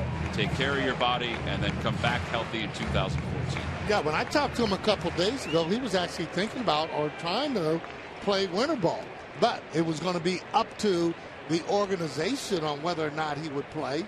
Sure, you take a chance on, maybe him fouling off another ball on his foot. But the main thing is, though, is to get back into that baseball form where you're running, you're able to slide, and things are right, like Murph talked about in spring training. 2 balls, 1 strike to Ashe. Phillies have taken the lead. Ashe grounds it to the right side. Freeman gets to it, flips to second for 1. That's all they'll get. So there are 2 outs, and that'll bring Freddie Galvis to the plate. I guess there's still a chance, based on what you talked to Ben about, that he could still play for maybe a couple weeks in winter ball. Well, I mean, again, that would have to be up to the organization to feel whether or not he's, really healthy enough to do that. Right. He feels that he is. And, again, that would help him. Talking with Ashe, talked about that same thing. And basically there in those leagues, you get a real good test on whether or not you're going to be able to play in the major leagues by what you're doing in those leagues, which usually you're facing a lot of major league pitchers. Well, here's Freddie Galvis. He's 1 for 2. Infield single his first time up. Flied out to right his last time. Toss over to first. Now the other injured player that Ryan Sandberg talked about, Murph, was Dominic Brown, and they're going easy with Dominic Brown, getting him back into this lineup. Yeah, caution will be the name of the game with him. He was bothered by that Achilles, and they sat him out a couple of days. He came back, played 2 days, and it started to bother him again. So the plan now is 7 to 10 days to shut him down completely. He's about halfway through that right now, and then they'll see where they're at. But quite frankly, they're going to be cautious. They're not going to rush him back onto the field because of the way the season has gone. So you may or may not see Dom Brown. He feels 100% he'll be back in there, said Rhino, but certainly not going to push this at this point. Well, no need to. I mean, really, since they're not going to be in postseason. My question would be, sure, if he rested and he gets back to playing, whether or not he would feel or have that same soreness, or if these days that he's taking, will it be completely healed? Right. Where he could be able to come out next year and play 150 ball games or so. I think that might be, the bigger question. I guess that's what they're leading toward, is to try to figure that out, and see if he is 100% healthy. Because when you talk to him, I mean, now he said he feels great. 1 ball, 2 strikes to Galvis. Galvis hits it back toward the middle, a base hit, another run for the Phils. Ruiz scores. Ashe stops at second. It's a 4-2 ball game. Well, talk about squaring the ball up. That's exactly what Galvis did on that swing. Yeah, Rhino talked about having guys too in there that has energy. This is an energy guy too, for sure. Freddie Gonzalez, manager, going out, probably going to make a move. But watch how he claps his hands. That's energy right here. After he gets that base hit, they're driving in a key run there. Carlos coming in, then your pitcher excited when he gets a hit, and well, you should be. Well, that is it for Alex Wood. Freddie Gonzalez has decided to go to the bullpen here in the bottom of the 5th inning. The Phillies lead it by 2. And they've got runners on first and second with John Mayberry due up. This is an AT&T call to the bullpen.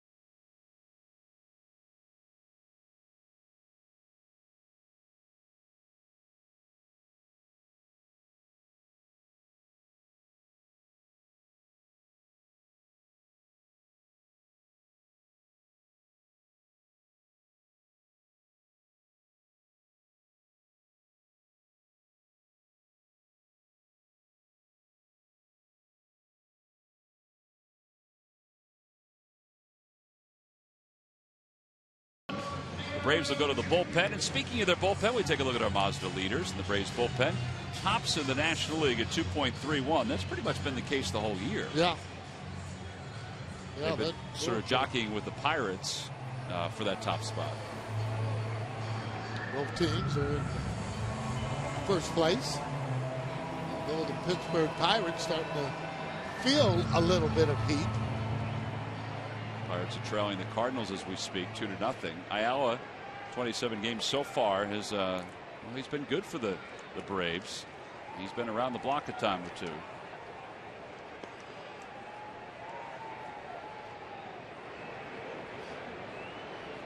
John Mayberry today is 1 for 2 with a double. And he fouls the first Ayala pitch off. It's 0-1. Now that's the inside pitch that I was talking about as a hitter. When you go out to hit that pitch, it isn't there. That's that two-seamer running in on him. Even if you hit it, you're not going to do anything with it. He wants to get the ball out over the plate as a hitter on this level. Recognize that. No, not just John, though. I mean, all hitters, especially when you don't have any strikes there on you. You know, after 2 strikes, okay, everybody every now and then will swing at a bad pitch or end up getting jammed. A little low. Now he got it called a strike.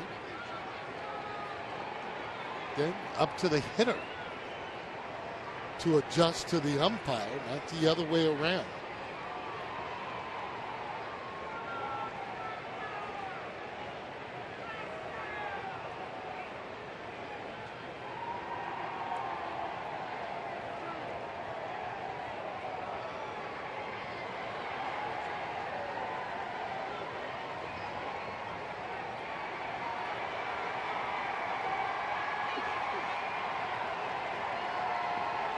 Guy is somewhat content. Looks like it's getting to the bewitching hour. Time for him to go to sleep. Swing and a miss by Mayberry. And the side is retired here in the 5th. But the Phillies score 2. They take a 2-run lead. Freddie Galvis, big RBI single. We go to the top of the 6th.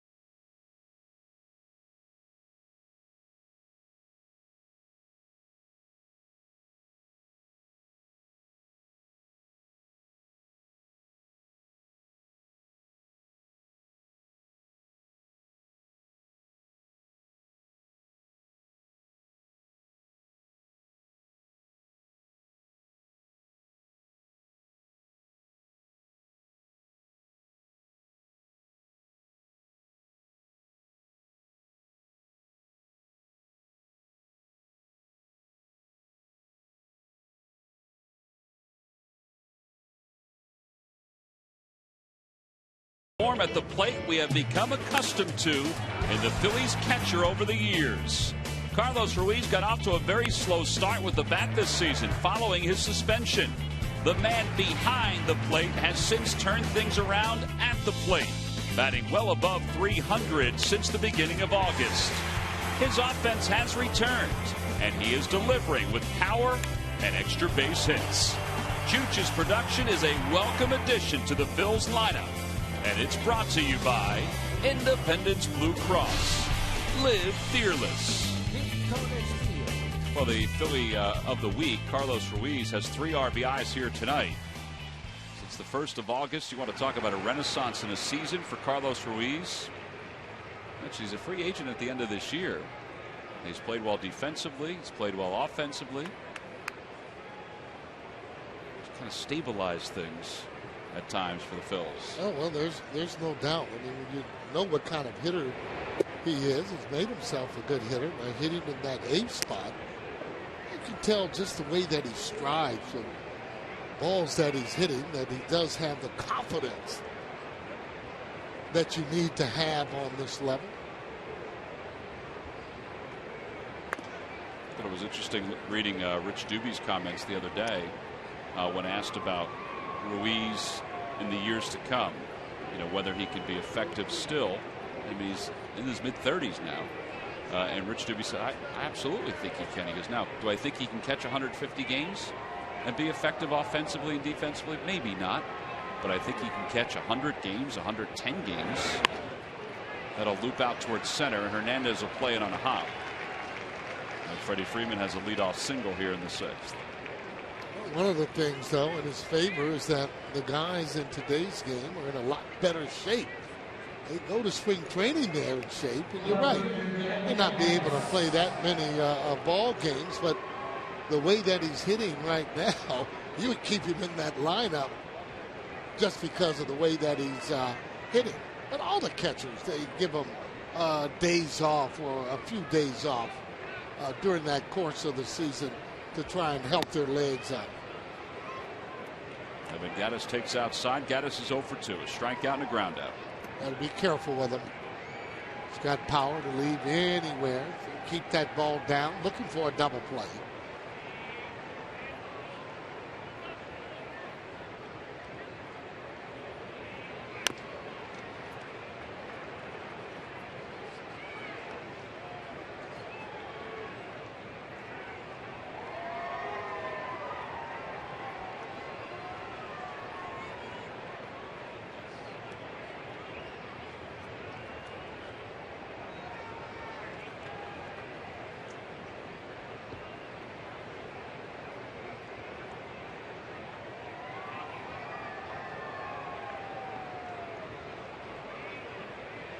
Active little guy. Yeah, having some fun.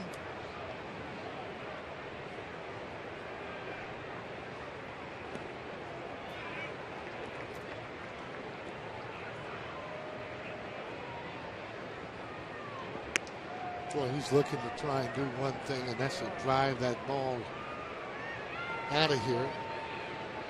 And hitters that swing too hard, it's difficult to maintain a decent average. There's a lot of times when you swing hard, you're going to pull your head off the ball.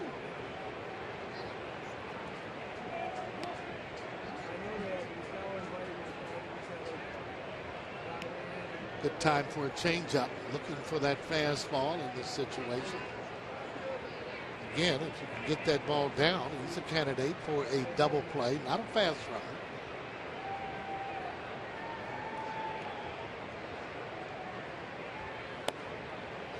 Ooh, just a bit outside, ball 4. That's an awfully close pitch. See, the thing is, he's been getting that pitch there that's been down and away.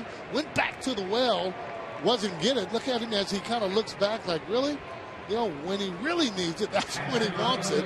Close pitch, and got to give Gattis some props there, being able to take that, not just swinging wildly at a pitch. Looking for his pitch middle in, didn't get it, so he took it. Take a look at it for yourself. Even if it's a strike, and gosh, it's borderline. Looked like it moved back. Looked like Carlos wanted that pitch. Well, he's got McCann on strikes twice. He's 0 for 2. Well, he's at bullpen action now behind Kendrick. Looks like DeFreitas is starting to throw. First pitch is outside. It's 1-0.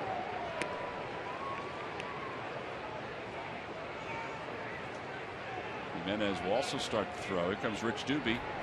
He'll go out to the mound and talk to Kendrick.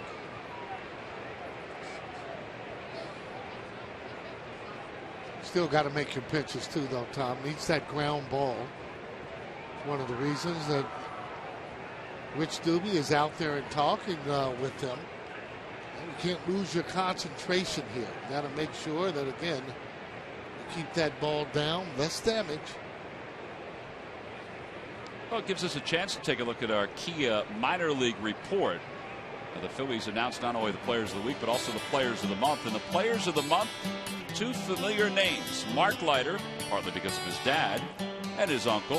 4 starts with the Lakewood Blue Claws in the month of August, 4-0. Boy, you want to talk about finishing strong, a strikeout per inning pitch. And then Zach Collier also finished strong for the Reading Fightin' Phils. 29 games, 327 batting average for Zach. So congratulations, guys.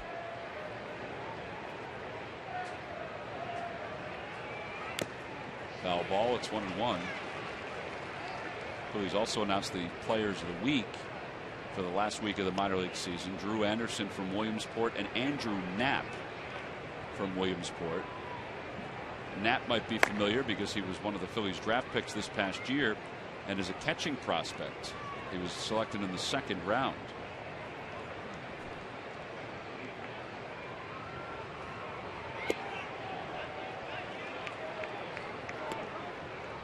Notice how when men get on base, he starts to nibble just a little bit, and then you get off. Got to come back in with a good pitch. You can get into trouble, especially if it's out over the plate. Continue to make his pitches.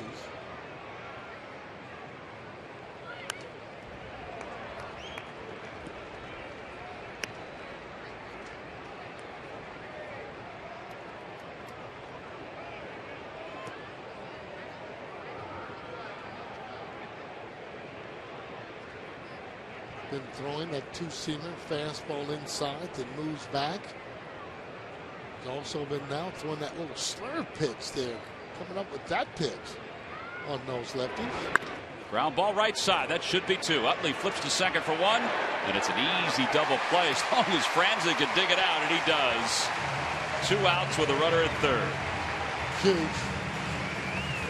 Good pitching there. Got to finish it up, however, and get out of trouble. It's a big out for him, and a guy that normally hits Fightin' Phils pretty good. As he throws that two-seamer up a little bit, you see he kind of bailed, didn't hit that ball the way he wanted to. A little late on it. Franzen digging it out and ready if he's going home. Well, now he's going to get Chris Johnson with a runner at third. Johnson's grounded out to Ashe twice.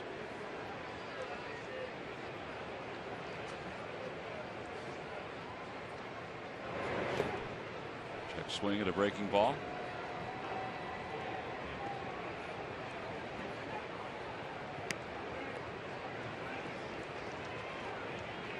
Boy, that's a big pitch to get the can out for him.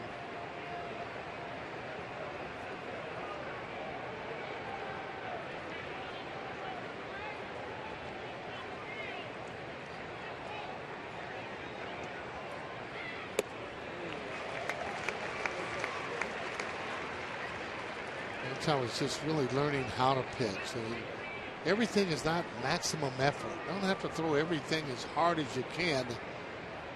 He took a little bit off that pitch, and guess what? You get a little bit more movement on it. See if you can get this ball down and away.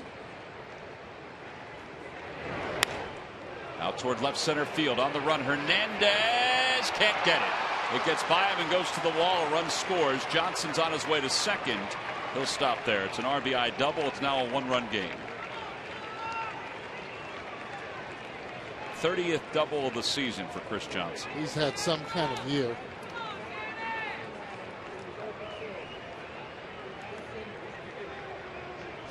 Boy, picking up those 2-out base hit. Breaking ball. He got it away.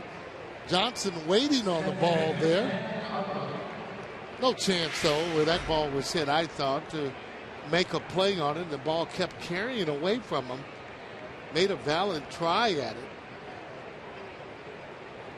Ugla has been hit by a pitch in his walk tonight. He's dangerous, even with the batting average.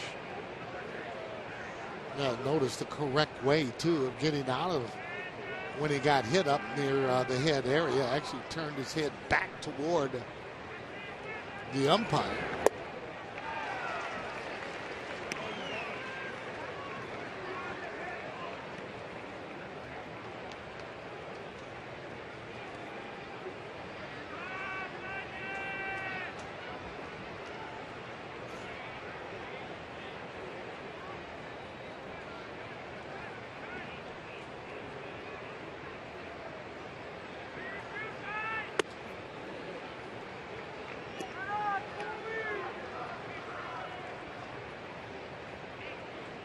that fastball you want him to swing at, the one running in, where he really can't do anything with it.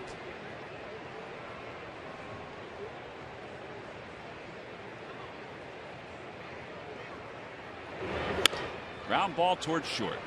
Galvis charges, and that'll do it for the 6th inning. The Phillies maintain the lead. The Braves do get a run on the RBI double by Chris Johnson. The lead is down to 1 as we go to the bottom of the 6th.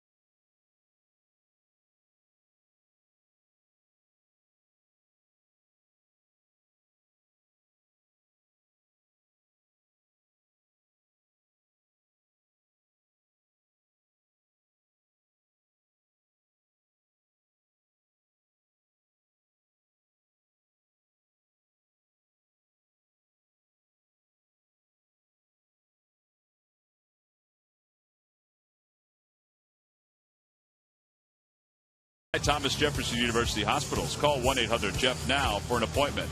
And by Mazda. We believe if it's not worth driving, it's not worth building. Home half of the 6th inning. Phillies 4, Braves 3. Luis Ayala will face Pete Orr, who's going to pinch hit for Kyle Kendrick. So Kendrick done after 6 innings. 3 hits for Kyle, 4 hits allowed for Kyle Kendrick. Did a pretty nice job here tonight. Yeah, I thought so. Worked out of some jams. I think Rhino kind of recognizing that. And not only that, though, you get him out there on a good note. Bunch of strikeouts. Got a big double play when he needed it. And more importantly, he's leaving winning at this time. Well, Pete Orr's career as a pinch hitter began with these Atlanta Braves. 55 pinch hits.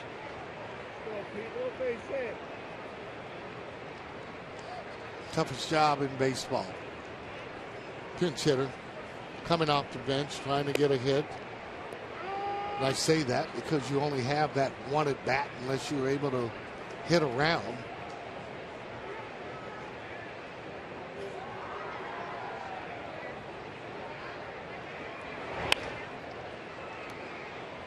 No balls at 2 strikes to Orr.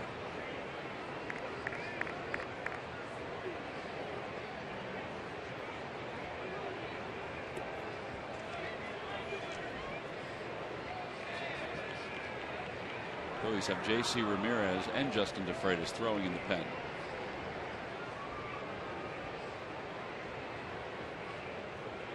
And a called strike 3. Orr knew it. Yep. Just by his reaction, he seemed to know it.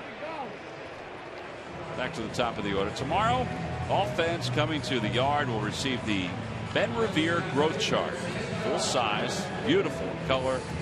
Free to fans 14 and under. Compliments of the New Jersey Education Association.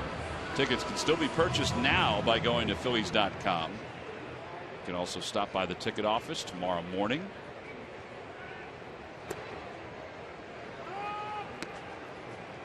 Kendrick, by the way, struck out 8 tonight. We mentioned before, ties his career high. No balls and 1 strike to Hernandez. 1 ball, 1 strike. Well, Tony pitched well, a variety of different pitches around the plate.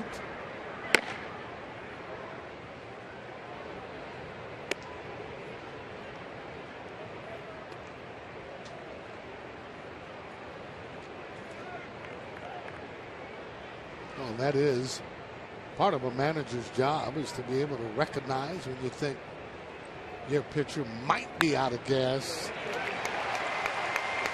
Another hit there for Hernandez.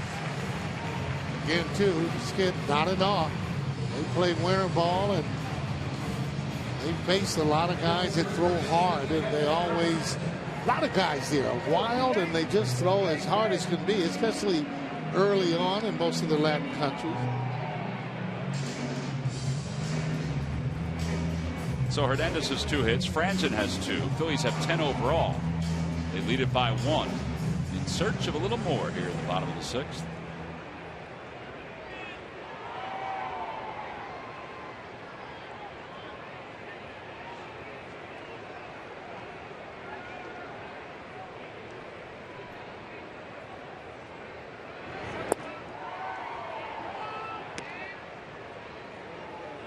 Toyota Major League Scoreboard. The Phillies are 1 game ahead of the Mets for 3rd place in the division. They can gain another game tonight. They hold on and win this one because the Indians have defeated the Mets 9-4.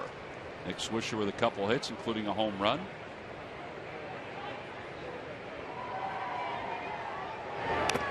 (0-2) to Franzen. Top of the order has 5 hits together, 3 runs scored. When you like those guys on and in front of that lineup, puts more pressure on the pitcher. And those 3, 4, 5 guys, they like the opportunity, whether or not it's 1 out, 2 outs, to be able to face that pitcher. Good eye.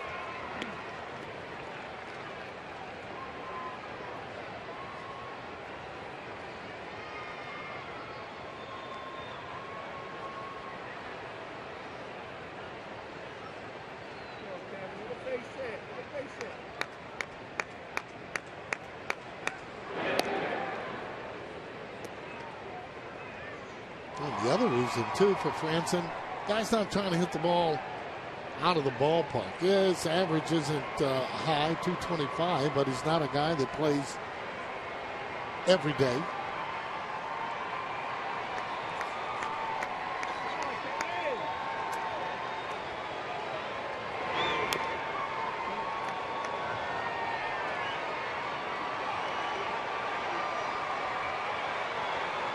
It's getting to be a lot of times when you leave that office, you got different clothes when you come back. I don't know. These are the clothes I had on when I got into the office today. Mine happened to shrink. Like maybe it's been in a dryer. 1 ball and 2 strikes to Franzen. Little roller up the third base line, and it's foul. Well, tonight, of course, we're wearing the gray sweaters, which you can purchase at the Majestic Clubhouse store. It's a great item. We love it. It's supposed to be a little cooler tonight, so it is warm for these sweaters, but they're one of our favorite items to wear. And Sarge, you did not get the Met message. We did change it late, so you had to go down and purchase yourself a new sweater at the Majestic Clubhouse store. And they told you there were how many left? 3? It's only 3 left, so you might want to go down to pick them up. And they're 3 larges, by the way. Yeah. I happen to be wearing an extra small if it looks a little bit snug on me. So you had purchased an extra large, correct? And you walked out of the office today. Franzen fouls it off, and Larry Anderson decided that he was going to swap your sweater for Wheels' sweater. Wheels, come on in here. Come on, Wheels, come on in. Wheels did not know this. Come on in, Wheels. And Wheels' sweater looks a little large for you, a little big. LA was wondering when you would find out, and Sarge didn't find out until he tried to put the sweater on today. I got to tell you, I put it on. I actually zipped it up, and Murph said, "Hey, can you loosen up that sweater? You're choking my neck." 1-2 to Franzen. Good thing we're winning. Well, the good news is, Sarge, is that in a little while you take that sweater off. If I can get it off. It'll be back to normal. Gonna need a crowbar. I don't know, Wheels looks quite comfortable with his. Yeah. Larry is your close friend. Yeah. Fly ball, right center field. B.J. Upton makes the one-handed catch. Back to first goes Hernandez. And there are 2 outs. Yep, got him off balance again.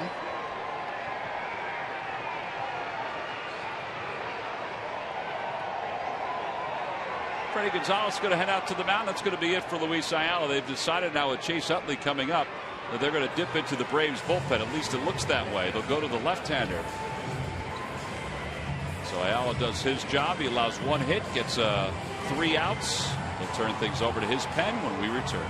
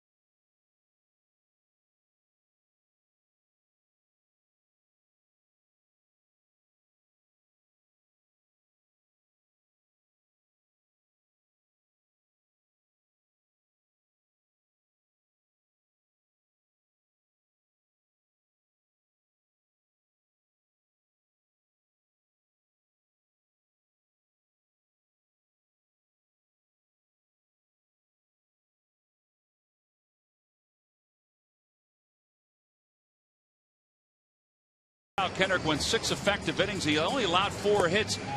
Everything was soft. It was more soft stuff than his usual sinker. Yeah, more soft stuff. And then on the corners, as you can see, just right where he wants to be able to throw the ball, really making him feel good, leaving the game with a victory. I mean, with a head in the lead there. That was the biggest pitch, I thought. 4-6-3 double play when he was in some trouble. Friends helping him out. There's that line there. Only 4 hits. How about those strikeouts there? That's how you can tell he's on his game besides the ground balls there. You got to like what you saw out of Kyle Kendrick here tonight. Well, the 8 strikeouts ties his career high. Phillies are looking for some more runs to support their pitching. They lead it 4-3. Scott Downs will take over, the lefty they acquired from the LA Angels of Anaheim. 18th game with the Braves. 2.31 earned run average. See what lefties have done against him. Hernandez is at first base with 2 away. Utley's 1 for 3. It's a tough pitch to hit. Down and away. Freddie Gonzalez, however, taking no chances, bringing in lefty against lefty.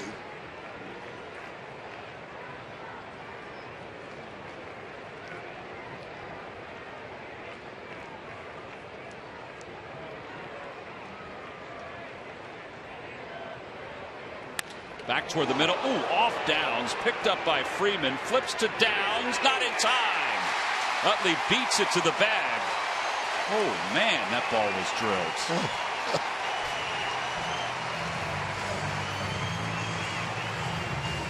Part of the reason he couldn't get over there to first base, that ball scalded up the middle.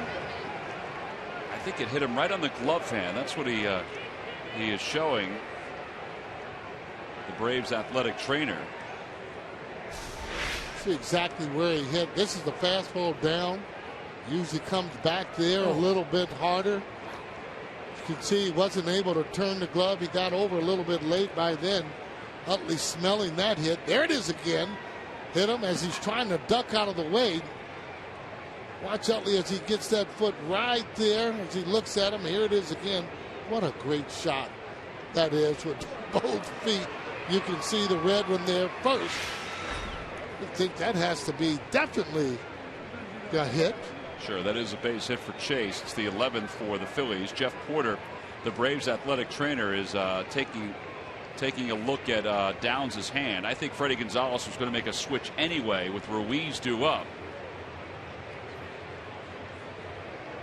I mean, there's protection obviously with the glove, but that ball was hit really hard. So, yeah, depending on how you had your, your hand turned, as you can see, don't have time to react when that ball is coming up the middle. Talked about it before, and the ball that comes up the middle is the ball that's out over the plate and usually down. Well, David Carpenter was warming up. He's going to come in, so another pitching change for the Braves. The Phillies threatening here in the 6th.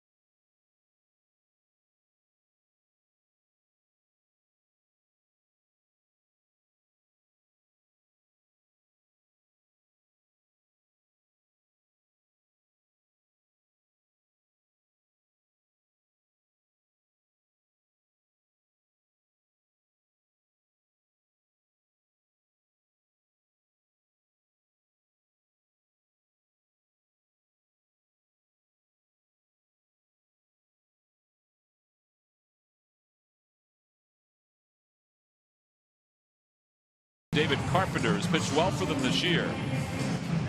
And they'll also bring in a new second baseman. Elliot Johnson will take over at second base. Johnson will bat 9th. Carpenter will bat in Dan Uggla's spot.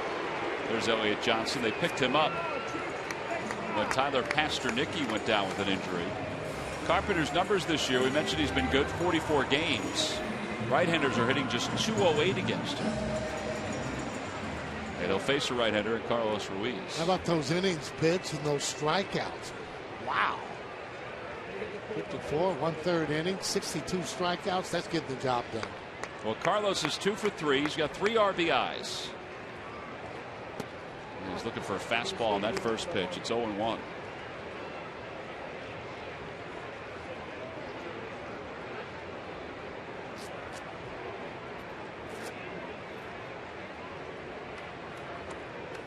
RBIs now 27 on the year for Carlos.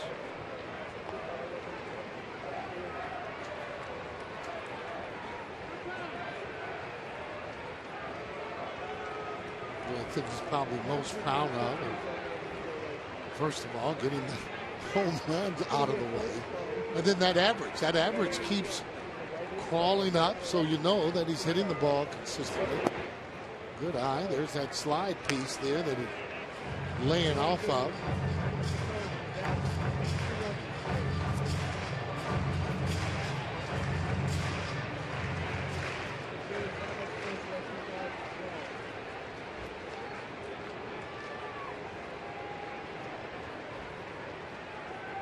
Outside, 2-1 to Ruiz. In the driver's seat, just want to make sure that that pitch is down. He's taking a slider out there, a fastball, which he's missed. Now again, you're looking for your pitch, but you just don't want to overswing.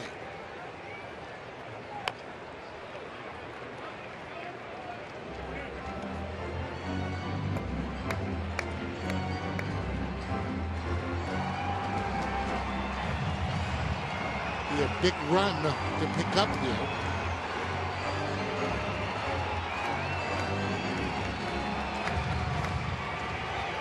really. It doesn't really sound big, but taking third place, huge. Okay? I mean, it's not like first or second, but you don't want to finish in last place. They got him out front. Freddie Freeman, the first baseman, is under it, and he makes the catch. And the side is retired. Took a long time, but the Phillies are retired here in the 6th. No runs, 2 hits, and 2 men left. We go to the 7th. The Phillies on top, 4-3.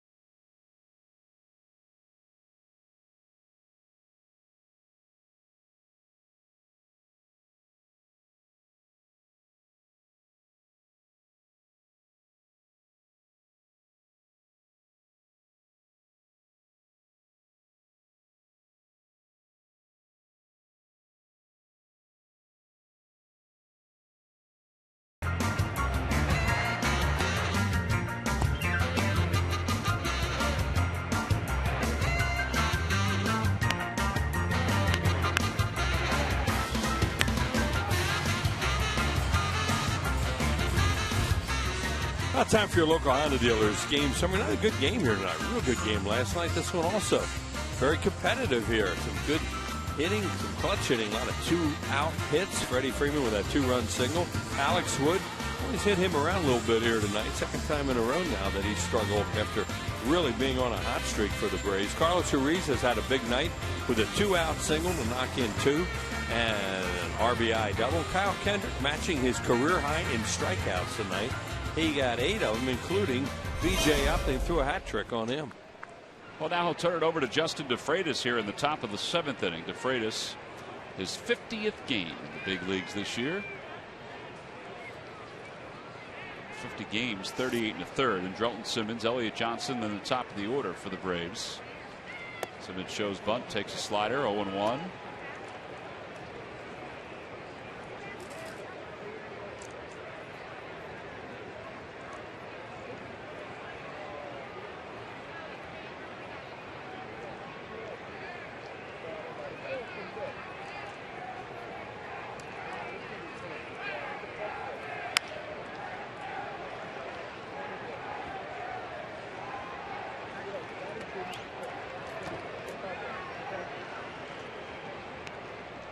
Simmons in this ball game is 1 for 2. He singled his first time up and scored a run.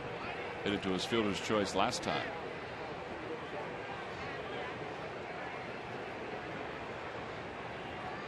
No balls and 2 strikes.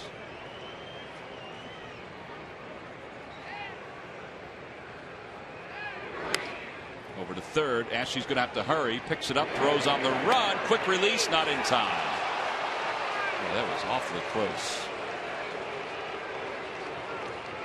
He's lucky he didn't get hurt, too. Sliding head first in the first like that. He would have gotten there quicker, probably running, but beats the play with the head first slide. That was a tough play because he's running as he hits it. As you can see him lunge forward. And Simmons, a good athlete, down the line in a hurry. Bang, bang play. And look how hard the hand hits that bag when you go into it. Yeah, he was safe, too. But you're safe, right. yeah, but that's just, I'm sure they just held their breath that he got up and didn't reach for his hand. That'll bring Elliott Johnson to the plate.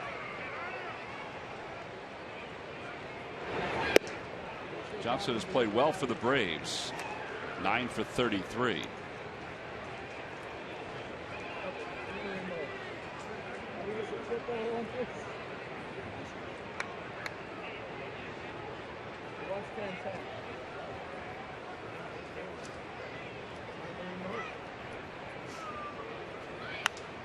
Popped him up. Ashe will have a play with plenty of room. 1 out.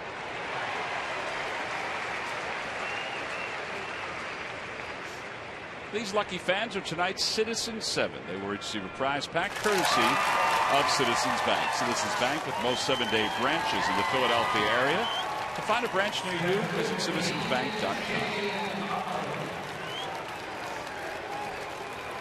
Well, Kyle Kendrick certainly had B.J. Upton's number tonight. 3 times up, 3 strikeouts. He did a great job on him. All different pitches, too.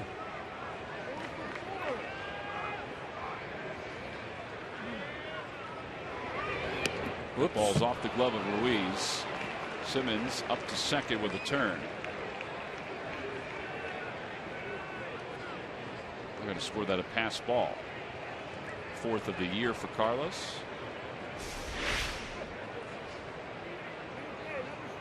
Yeah, that wasn't one of those ones where a guy misses a spot by a lot, too.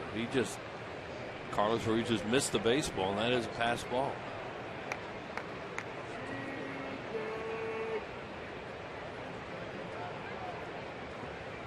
Obviously takes a double play away, takes a force away, puts a tying run at second base.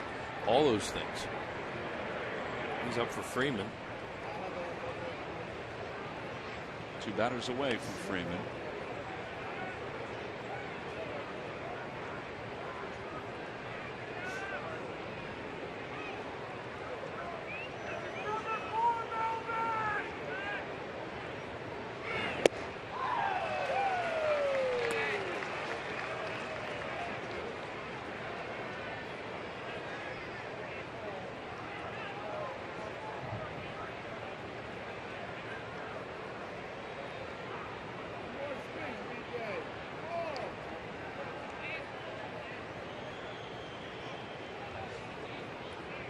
Simmons was off and running. They've got him picked. Ashe will run him back. Now Utley taking a little time. Galvis with a couple of fakes. Now Franzen back to Utley again. Oh, he had him. He didn't realize that he slipped down, and the out is finally recorded. 2 away. Well, good job by DeFreitas there to just step off and become that 5th infielder. Simmons left too soon. Of course, the rundown took way too long too, but they got it done, which is all that really matters. But right here, good job. He leaves too soon. Oh, look, he was spinning anyway. That's what happened. And they just picked the right time to throw a spin move on. And now the rundown. It took 15 seconds from the time he stepped off till they tagged him. And what are the numbers? 1 5 4 6 3 4 5. Got it. I knew that's what it was. 1 5 4 6 3 4 5. Powerball's up to $203 million. The Mega Millions at 106. Yeah, play that number. 1 ball and 1 strike to B.J. Upton. In the dirt, 2-1. What a great time to do the spin move there. He was getting a little bit jumpy down there with a big lead. Looked like he may try to steal third. You know, you do that spin move, he doesn't go. No big deal. But when he goes like this, you're ready to step off, and you almost have at that point.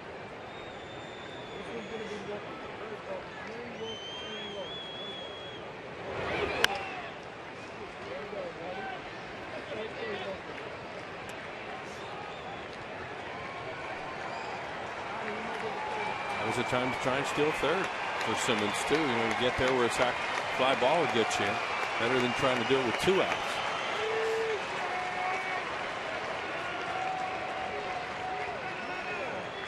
Here comes the 2-2 pitch to B.J. Upton. Swing and a miss. He got him 4 times tonight. Upton has gone down on strikes. This time it's DeFreitas that takes care of him after he took care of Andrelton Simmons.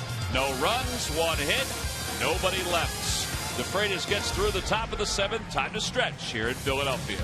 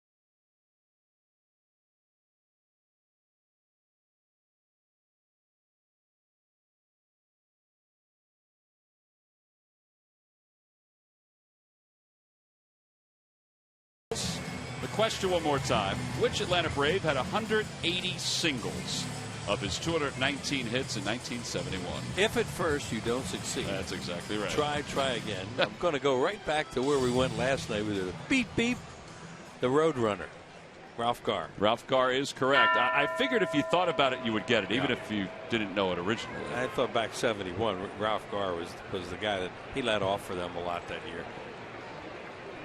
Speaking of leading off, Darren Ruffel leaded off against David Carpenter here in the bottom of the 7th. It's a 4-3 Phillies lead. Carpenter delivers way outside. 1 ball, no strikes. He could really chirp too.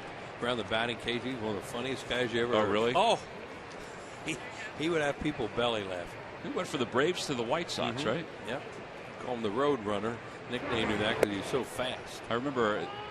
I obviously remember him with the Braves. I think the first game I ever saw at the Vet, he was part of the Braves team that came into town. Left-handed hitter, kind of slapped at it. But I remember him with the White Sox because he had to wear the shorts. Oh yeah. So did Bull. So did Bull.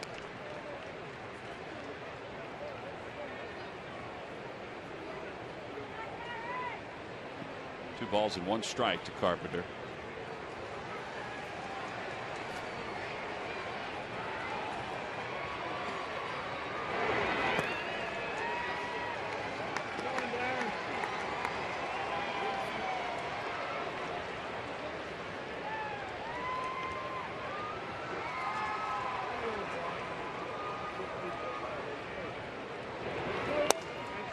Ruff has walked 3 times tonight.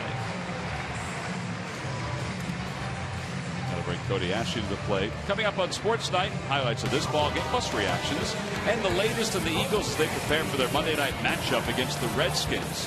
And see how Temple and Penn State fared on the college gridiron. Showing Malibu Sports Night tonight after postgame live only on Comcast Sportsnet. Temple was home today across the street at Lincoln Financial Field. Penn State was home also. Happy with the outcome of the Nittany Lions today, Wills? Yeah, it was good.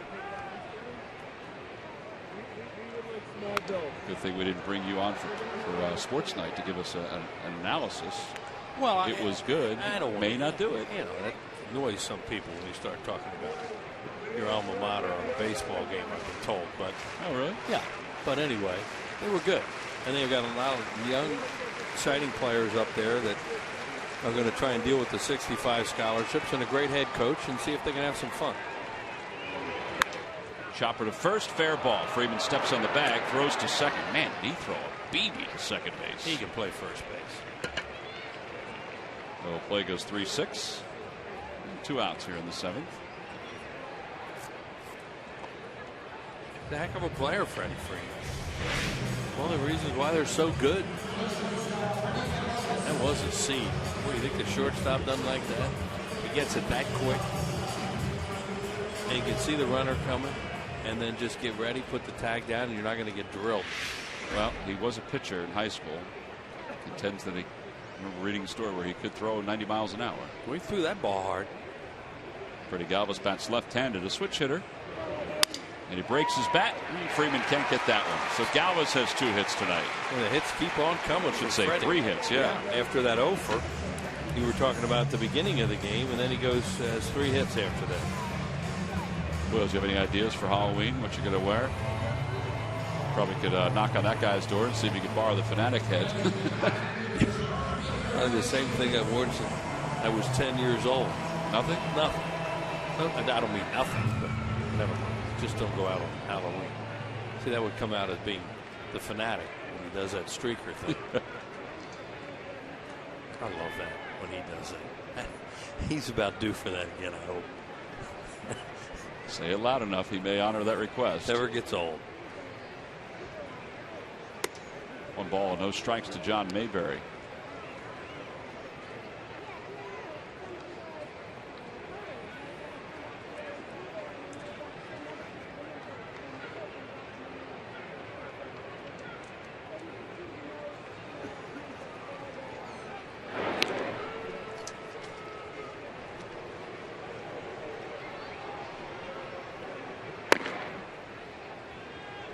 Zach Minor is throwing in the pen for the Phils.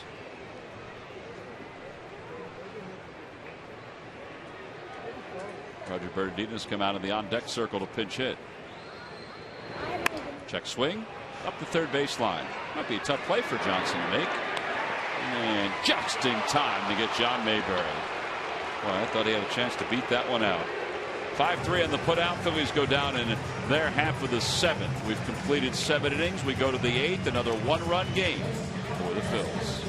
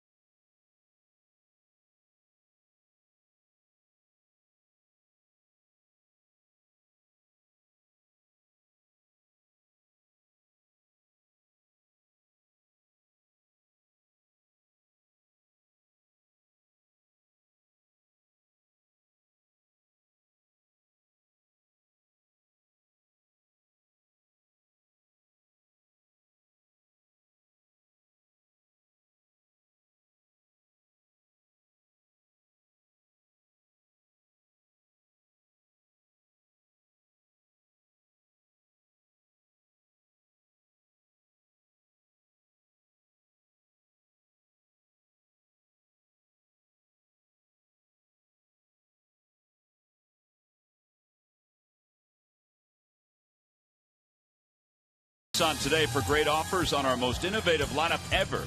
ShopChooseNissan.com. Buy WB Mason. You can't go wrong when you buy right. And buy Toyota. Toyota's nationwide clearance event going on now. Toyota, let's go places. Tonight is the 12th annual Goya Latino Family Celebration Night at Citizens Bank Park. Fanatic had some friends up on the dugout to entertain the crowd as we go to the top of the 8th inning. DeFreitas is still in there to face Justin Upton.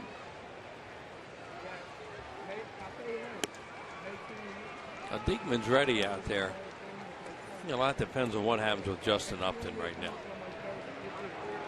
So they have Diekman ready, and they also have B.J. Rosenberg throwing. So right. Maybe it's Diekman for Freeman, Rosenberg for Gaddis. Could do that, especially since you're in the 8th inning.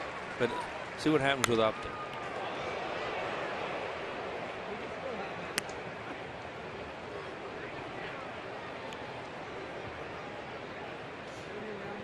You have all these players up here right now for both teams. You can do a lot more things than you normally would do.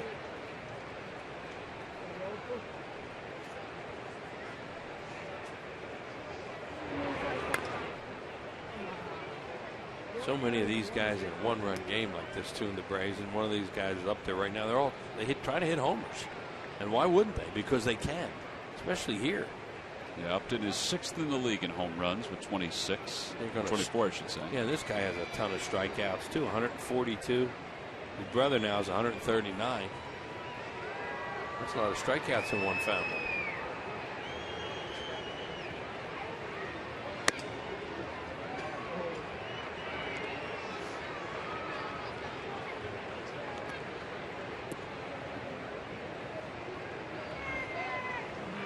That winning number up there on the board, it was almost like the rundown. Yeah. For the 50-50. $15,968, the jackpot. And the rundown was 1546345. One extra. No.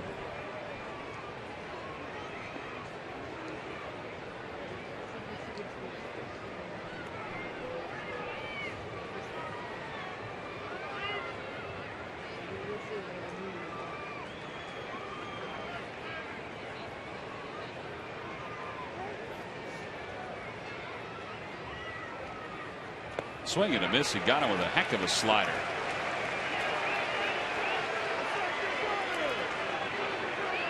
One out. Freddie Freeman's due up. Let's go to Murph with the Major League Notebook. Murph? All right, thanks a lot, Tom. Brought to you by Gwinnett Mercy College. And Matt Cain is off the DL and on the mound tonight for the San Francisco Giants. Cain had been sidelined since the 22nd of August after taking a line drive off the forearm, but he is back out today. It has not been a good season for Matt Cain or for the Giants for that matter. Cain with an ERA of over 4.4 so far this year. And the nightmare season continues, guys, for Derek Jeter as well. Taken out of today's game with pain in that ankle once again. He had a CT scan for precautionary reasons. It was negative. That is the good news. But they're being awful cautious with him again. He's been through this time and time again this season. So, again, the nightmare season for Derek Jeter. It just won't end soon enough for him, I don't think, this year, guys. Yeah, Murph, there was a play last night where he staggered around the second base bag and then came back and jabbed at it. And that's when I think he aggravated whatever it is that's causing him problems right now. Pitching change here in Philadelphia. We'll be back right after this.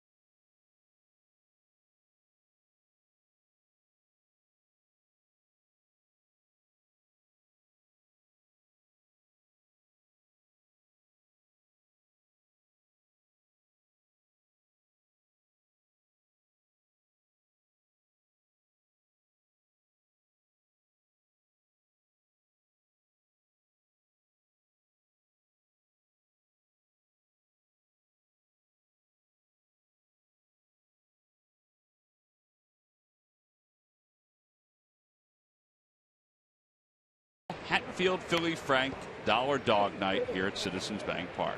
Tickets can be purchased for that game and for all 3 games in that series by going to Phillies.com. Justin DeFreitas, an inning in the third, scoreless, 1 hit. Gives way to Diekman, who fouls the first pitch off. It's 0-1. And Diekman could be in here for Freeman, and they could go to Rosenberg. For Gaddis. Yeah. And you know, and do the ultimate matchups because you have so many pitchers right now, and they're just trying to find out some things about these guys. Jake's been really good lately, whether or not, you know, they can handle these roles. I guess he's rested. That was 98. Oh, yeah. And they certainly have shown they can handle it. They do have some players on the bench they could go to if they wanted to. Swing and a miss. He got him. 3 pitches. Yeah, there are 2 outs. And you saw a hitter as good as Freddie Freeman is. We talk all the time about Diekman, how uncomfortable he makes left-handed hitters. He made him look about as uncomfortable as you'll ever see Freddie Freeman. Look at his swings that he gets in. He is exiting early. Look, the hips were gone, and here comes that slider. That is really impressive for Diekman. Well, Diekman will stay on to face Evan Gaddis. Gaddis is 0 for 2, a strikeout, a fielder's choice, and a walk. That's because McCann's on deck, and what a manager does now is hold his breath that he doesn't go deep here. Because what he's thinking is, all right, even if he gets on, all right, but I got a guy coming up, and I've got my left-hander out there, and I'm good with that. But you just, managers all the time, they'll tell you, they think, oh, please don't go deep here.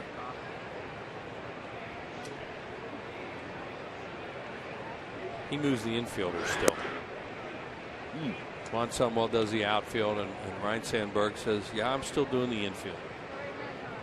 With Sammy's help. Yeah, but Sammy's doing more of the outfield than the infield.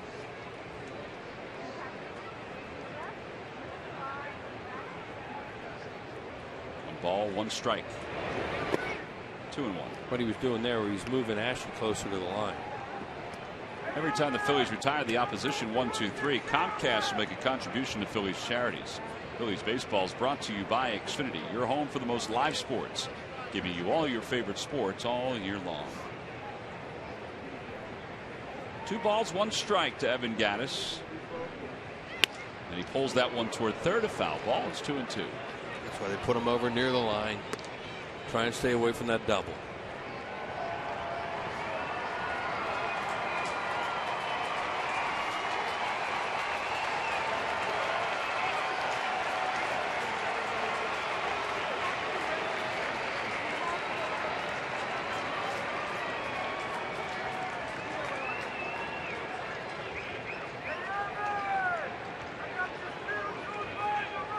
Swing and a miss. He got him to go fishing after a fastball that was down in the zone. DeFreitas and Diekman strike out the side here in the top of the 8th inning. Matchups worked. Phils still have a 1-run lead as we go to the bottom of the 8th.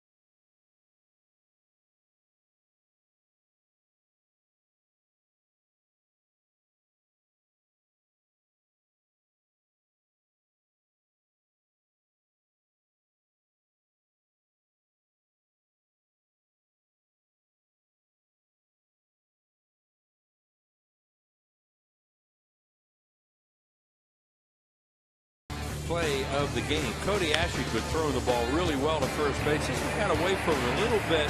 Took some time. It took off on him, and a nice play over there by Kevin Francis. See right there, he knew he had a lot of time, but it sailed. Francis goes up. Instead of trying to deal with the bag, he's got the runner coming right at him. So that's just what Kevin did, and that is our Hyundai defensive play of the game, brought to you by your local Hyundai dealers. All right, Wheels, don't get settled in like those ladies are settled in right now as we go to the bottom of the 8th, because Ryan Sandberg announces Roger Bernardino is going to be a pinch hitter. So David Carpenter, who warmed up, is now going to exit, and Luis Avilan, a left-hander, is going to come in. So we've got a pitching change here at Citizens Bank Park as we begin the bottom of the 8th inning. Phillies lead it by 1.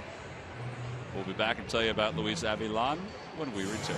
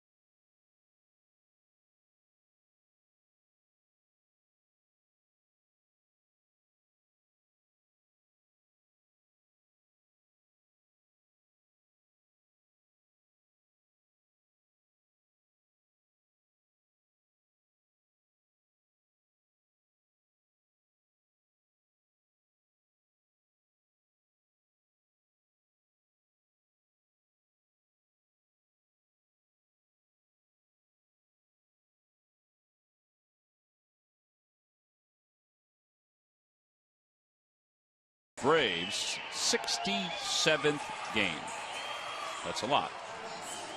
59 in the third inning. Sometimes he comes in and faces just one batter and then he's done. It's not going to be the case here. He's going to face Roger Bernardino and then Cesar Hernandez and Kevin Franzen. Phillies lead it by 1. Another one-run game.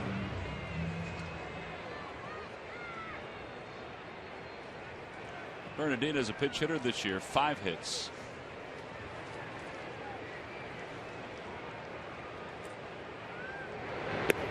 One ball and no strikes.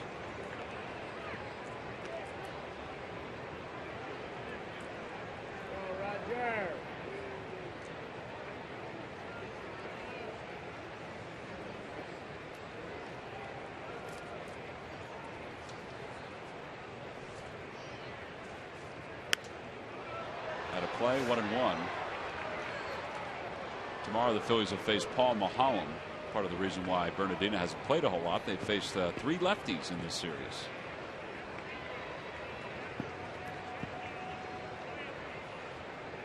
Three lefty starters.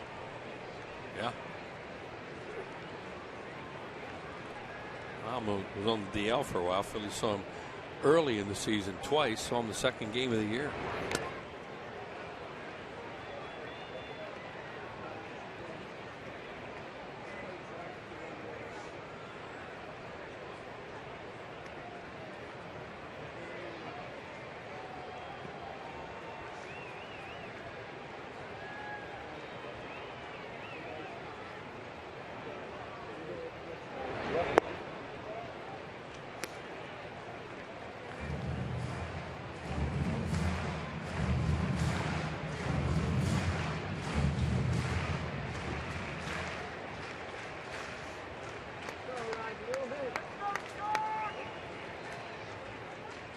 Swing and a miss. Bernardino struck out, 1 away here in the 8th. And back to the top of the order. Phillies been productive with the top of their order tonight. Cesar Hernandez is 2 for 4 with a couple singles and a run scored. Back the top 3 hitters in the Phillies lineup each have 2 hits. Each have scored a run. Honestly, the top 4 hitters each have 2 hits and each have scored a run. It's good production. Yeah, the only dead spot in the lineup tonight's been that 9 hole. A lot of K's down there.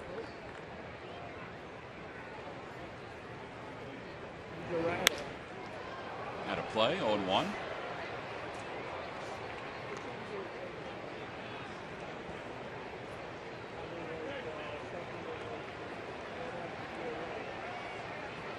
Applebaum starts to warm.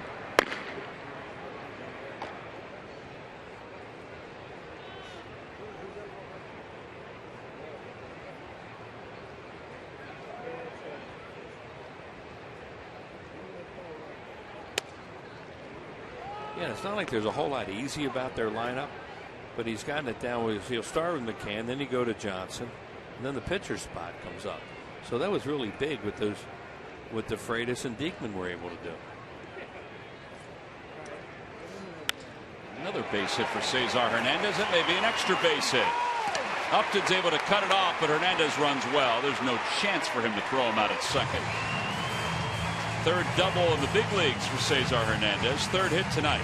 Well, he threw him a backdoor breaking ball a pitch before that, and then it looked like he came right back with it again, kind of a slope, maybe a curveball.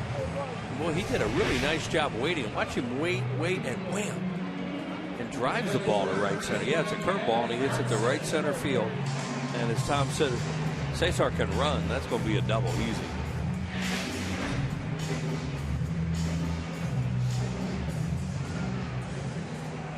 So now Kevin Franzen. Franzen has 2 hits tonight. He's 2 for 4.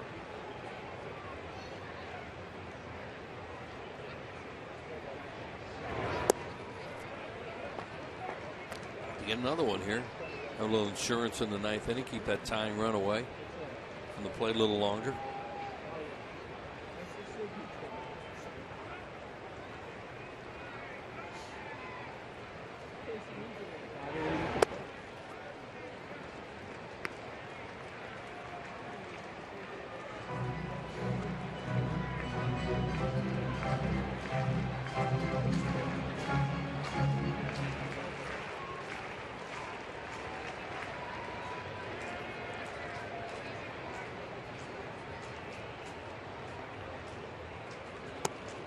Check swing. No appeal. Well, Bellino's been right with his calls tonight, so.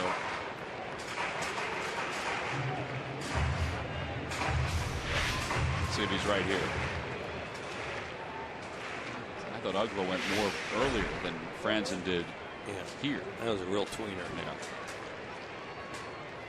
Said no swing with Uglas earlier. Line drive, base hit it to center field. Hernandez being waved home. Upton's up with it. The throw to the plate sails. It is not in time. Over the head of McCann, an RBI single. And the Phillies lead is up to 2.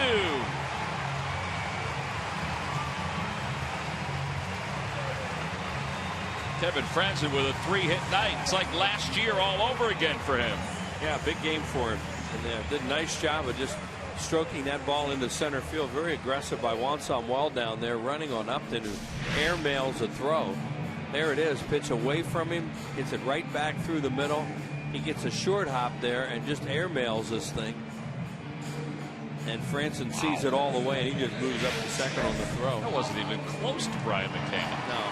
No, that was a very poor throw for a very good outfield. 550 55 outfield assists the last 7 years. Yeah.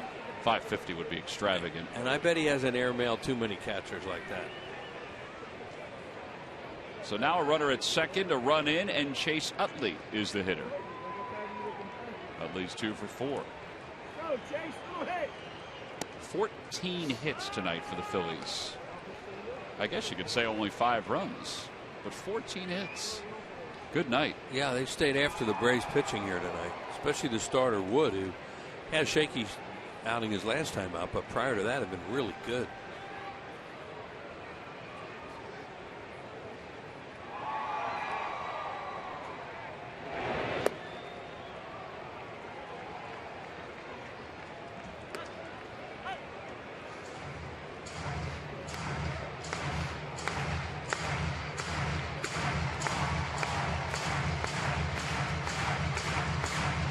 Utley just asked McCann if he crossed him up on that pitch.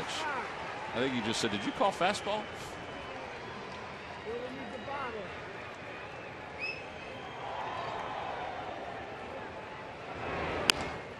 Fights it off.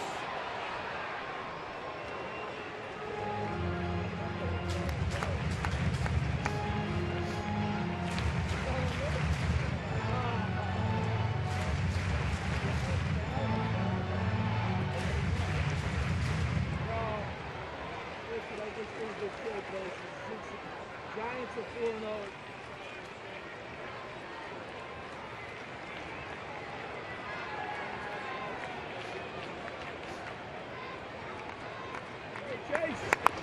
Chase hits it off the end of the bat. Can he beat another pitcher to the bag? Just barely. Avilan got there. Over to third goes Franzen. 3-1 on the putout. Boy, if he could just take what he does and show it to every Little League, Cal Ripken, Babe Ruth player, Legion player, and say, this is how you have to play the game. Even send it and show it to major leaguers. Oh, yeah. Avilan is done. Freddie Gonzalez makes another pitching change. Phillies lead it by 2. 2 outs here in the bottom of the 8th inning. Carlos Ruiz is due up, and we'll be back right after this.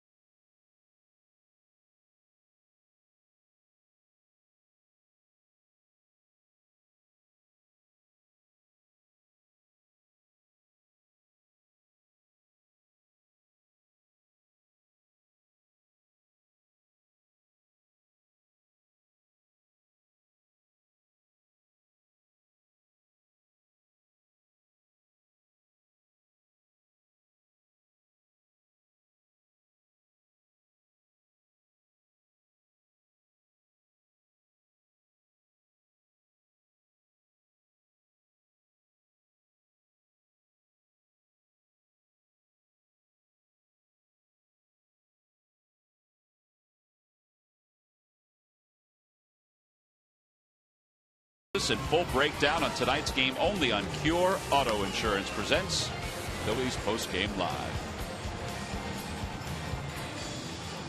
Another pitcher out of the bullpen for the Braves. This is the sixth pitcher used tonight by Freddie Gonzalez, the right-hander Anthony Barbaro. Just keeping people involved. He's trying to win the game. Both teams are. They're experimenting with some things, keeping guys sharp, and they have a lot of players to do it.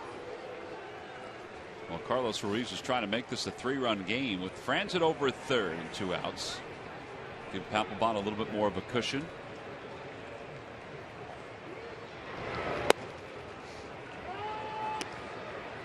I'd like to see your runner, Kevin Franson, a smart player, get a good aggressive walking lead off third base in these situations where ball bounces away. Maybe he can score, get that 2-out run that way. There's the 0-1 pitch coming to Carlos. It's that off his foot, and it's 0-2.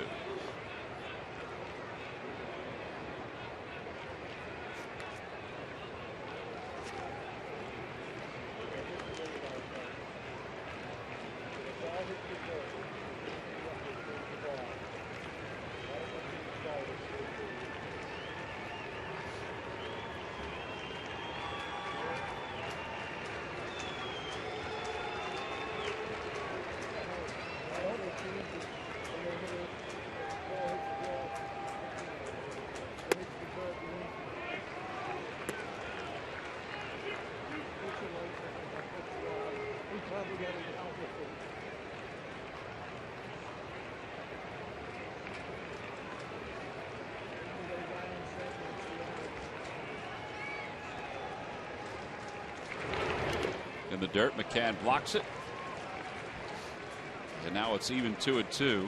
That's what Wheels was talking about getting that good secondary lead.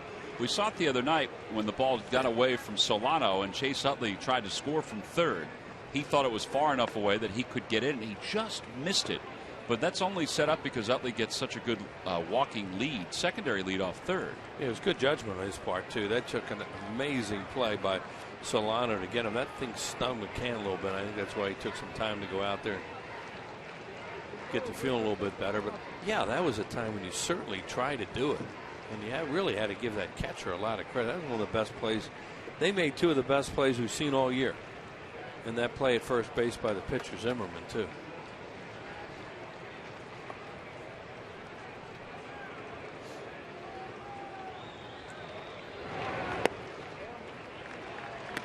Good eye by Carlos. It's 3-2. That game helped to keep them alive a little bit. They're barely alive, but just to win the game the way they did the other night, because it looked like the Phillies were going to get them. Yeah, the Nationals' problem is that the Reds won again today, even though the Nationals are leading in the 9th. Right. Reds beat the Dodgers a couple games. Ball 4. They may have been working around Ruiz a little bit there with Ruff coming up. May be wrong about that. No, once he fell behind, why challenge him?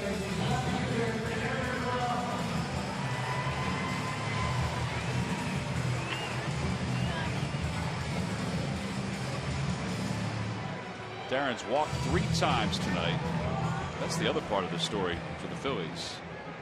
The number of walks that they've been able to work out. A lot of base runners tonight. 5 walks for the Phils. Inside 1-0. Yeah, they've been the better team here tonight in this game. Now, whether or not they can close it out or not, that'll be up to Papelbon.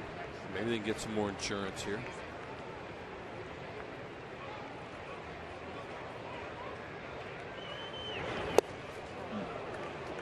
Guy's a live arm. It was a sinker right there. Dropped off pretty quick. He's getting up there like 93, 4, 5.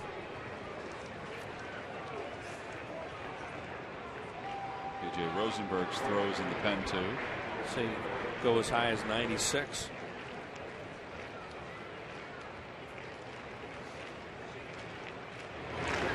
Ground ball left side. Simmons throws out Ruff.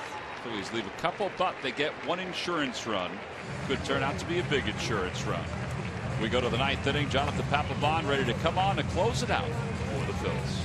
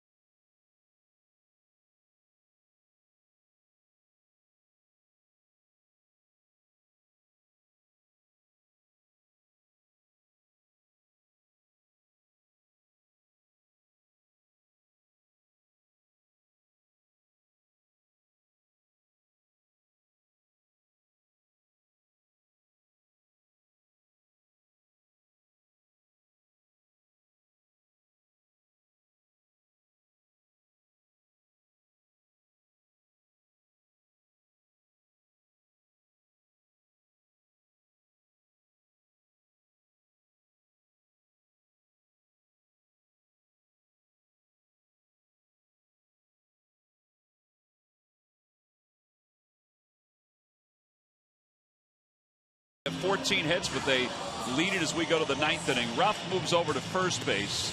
Whole host of changes for the Phillies. The new left fielder is John Mayberry, so Mayberry goes from right field to left, and Roger Bernardino stays in the game to play right field for the Phillies. And Jonathan Papelbon is the new pitcher. Papelbon, 55th game, 25 saves in 31 opportunities. He closed out last night's ball game. He's got a little breathing room to face Brian McCann, Chris Johnson, and then the pitcher's spot for the Braves here in the top half of the 9th inning. Papelbon, just from a housekeeping standpoint, back second in the Phillies lineup with these changes that have been made. Well, Jonathan Papelbon picked up his 25th save in last night's ball game. Pretty big accomplishment, Murph, when you think about the longevity that Papelbon's put together.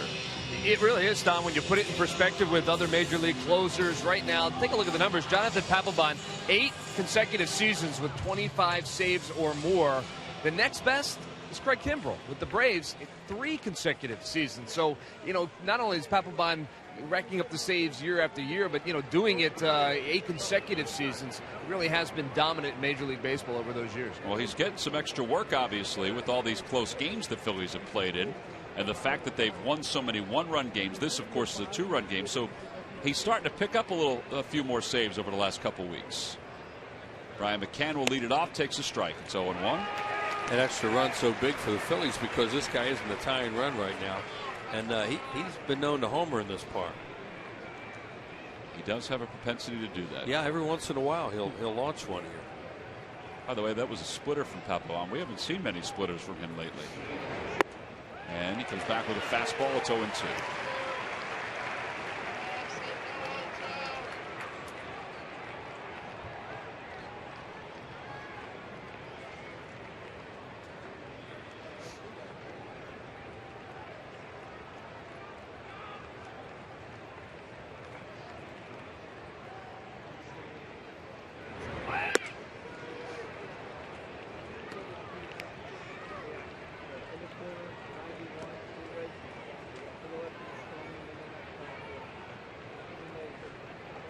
One ball, 2 strikes to Brian McCann.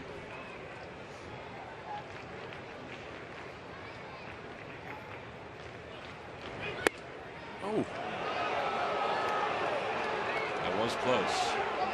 By the way, we just received a report that Scott Downs, who was hit by a line drive by Chase Utley, has a non-displaced fracture to the ring finger on his catching hand, not his throwing hand. yeah, the glove hand. Ground ball to first. Darren Rupp stays down on it. 1 away.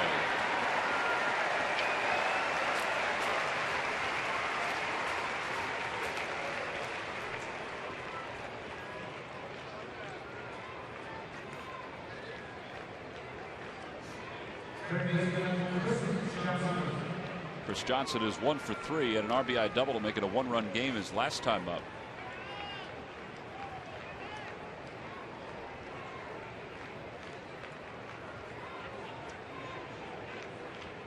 Doslovich has come out in the on-deck circle for the Braves. Pitcher spot is due up next.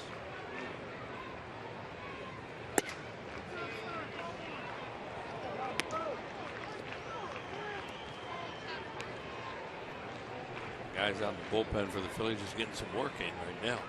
This is Papelbon's game. Here's Doslovich.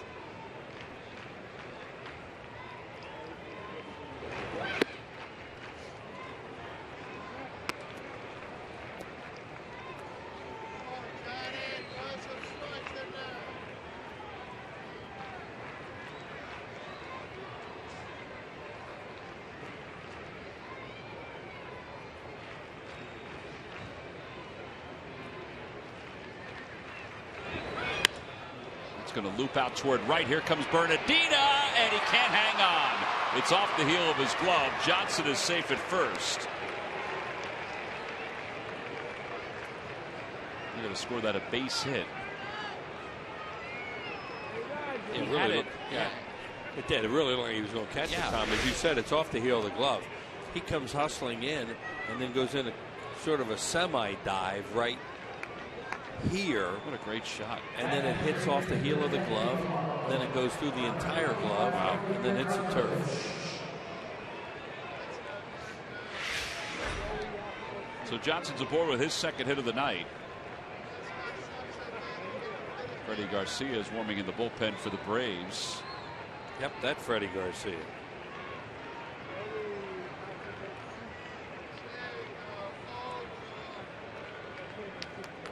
Middle infielders look to turn two.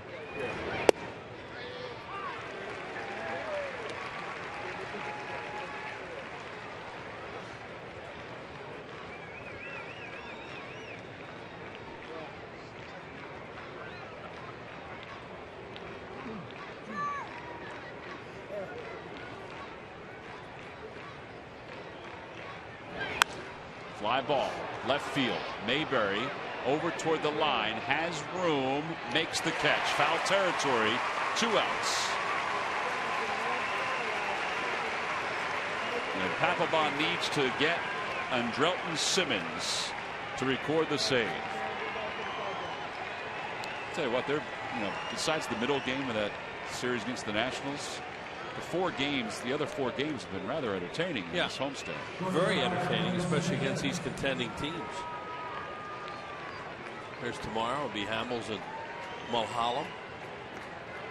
Hard to be better than Hamels was his last time out. Feeling better. Got his work in this week. Got his back stretched out a little bit.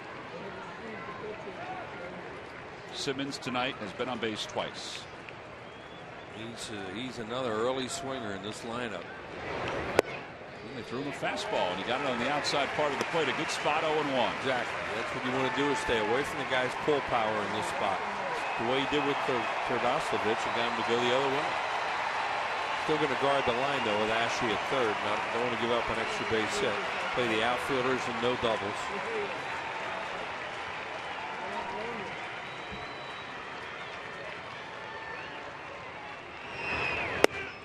Oh, 2. 92 on that fastball. And perfect spot. Knee high on the outside part of the plate against a guy who was looking for something middle in to pull and tie the game. No balls, 2 strikes to Simmons. This crowd of 36,330 on their feet. With a runner at first, the 0-2 pitch. Fly ball, third base side. Ashe gives it a look. It'll be back into the seats a few rows. They decided to come inside on him, too. After those 2 fastballs away in a perfect spot, they did throw a fastball up and in. And oh, that's really fun right there at the end of the game. Simmons asked if he was okay. Sean Ficasny comes out to check on him. He got hit in the jaw. Almost under the mask.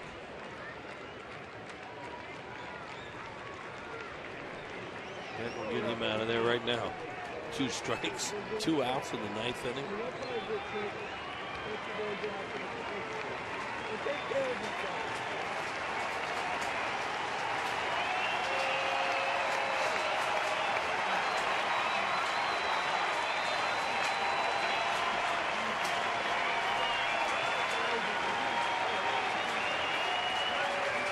Papelbon has his signs. The 2-strike pitch. Check swing. Did he go? No.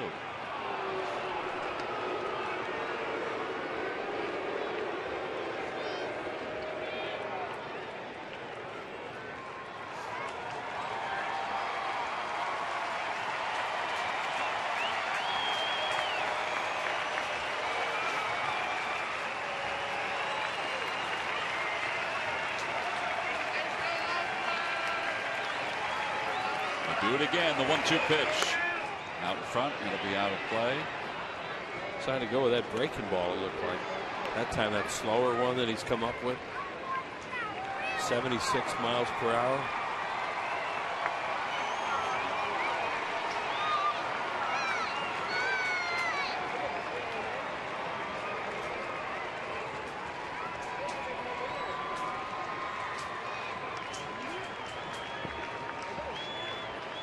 If they throw that again, I don't know what talking about. If they throw that again, they certainly don't want to hang it right in the middle of the plate like that again. Speed his bat up where you're into his pull power again.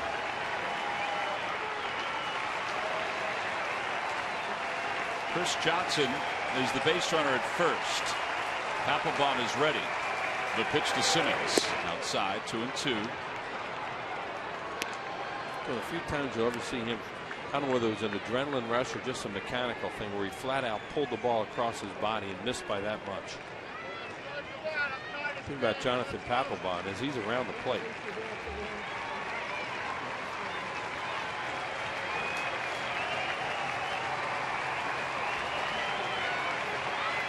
Everybody's set. The 2-2 pitch. Fouled back into the sweep level. It remains 2-2. Now that was a fastball that hit 93 from Papelbon. This will be the 8th pitch of this at bat. Simmons is battling. Papelbon's battling. He hasn't thrown many splitters. Threw that one earlier. The first pitch to McCann. First pitch to McCann. Just hasn't thrown many recently. Trying to close it out for Kyle Kenrick. Give him his 11th win. 2 balls, 2 strikes to Simmons. Deep to left field. Mayberry on the run. It is gone. And we're tied up at 5. Andrelton Simmons drills one into the second row in left field. And it's a 5-5 game. Well, we talk all the time about keep the ball away from guys in these situations. He ran a fastball right back in the middle of the plate towards him, into his pull power. Gone. Great at bat, great battle. Simmons wins it. But watch where this pitch is. Look where it was supposed to be, and look where it wound up. And where it ultimately wound up. I wasn't sure if it was going to be high enough to get out, but Simmons knew it. He flipped that bat as if he's done it 100 times. That's why these guys are having the year they're having. Right there, what they just did. Well, they lead the league and come from behind victories. It's not a victory, though. The Phillies still have their opportunity at the bottom of the 9th inning. Think how many times they do it with homers, too. 0-1 to Elliott Johnson. 0 for 1. He popped out his last time up, or I should say his first time up. Opposite way. Mayberry is there, and the side is retired. But Papelbon blows a save here in the 9th inning.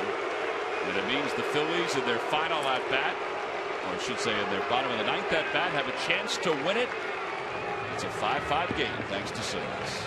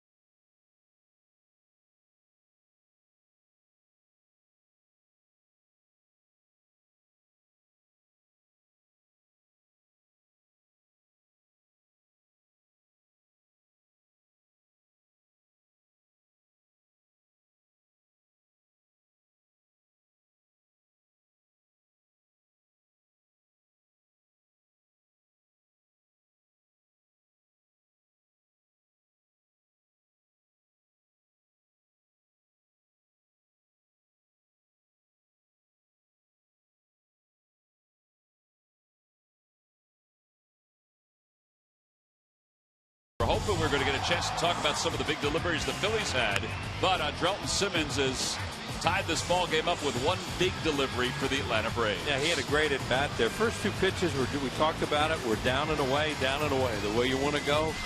When you want to stay away from a pull power in that spot, or W.B. Mason's delivery of the game. And then a good battle ensued after that, and it looked like on the replay that he was trying to throw a pitch either away or to run one of those comeback sinkers on the outside part of the plate, and he ran it right back into his pull power. Tie game. Well, the new pitcher for the Atlanta Braves is veteran right-hander, former Phil, Freddie Garcia, who spent most of the year down in the minor leagues and with the Orioles in 14 starts between Norfolk and Gwinnett. He was 8-4 with a 3.56 ERA, 11 appearances with the Orioles this year, plus a handful of appearances with the Braves. In fact, this is his third appearance with the Braves. Facing Cody Ashe. Ashe is 0 for 3 with a walk. And it's 1 ball and 1 strike. Braves have used a lot of their bullpen tonight. They've used Ayala, Avilan, Carpenter, Downs, now Garcia, and Barbaro. They've got David Hale, the rookie out of Princeton, and Kimbrell. Yeah, and they have the big boy left. Yeah, Kimbrell, as you said. Am I missing one guy? Walden. Jared Walden. Yeah, those two guys, they still have them left, right? I didn't have Walden on my card. 1 ball, 2 strikes to Ashe. Popped him up. Got him off balance. That's what Garcia is doing nowadays. Johnson, the third baseman, makes the catch. B.J. Rosenberg.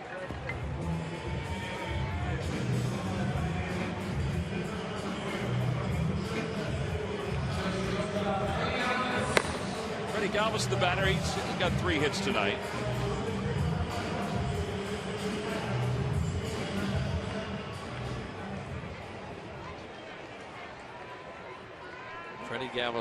Freddie Garcia will get hitters to jump, and that's what he does. When one time in his career he could really throw hard. He had great stuff, fastball, changeup.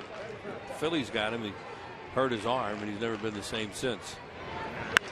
Freddie Galvis sends one to the air, deep to right field, Upton going back. It is all over!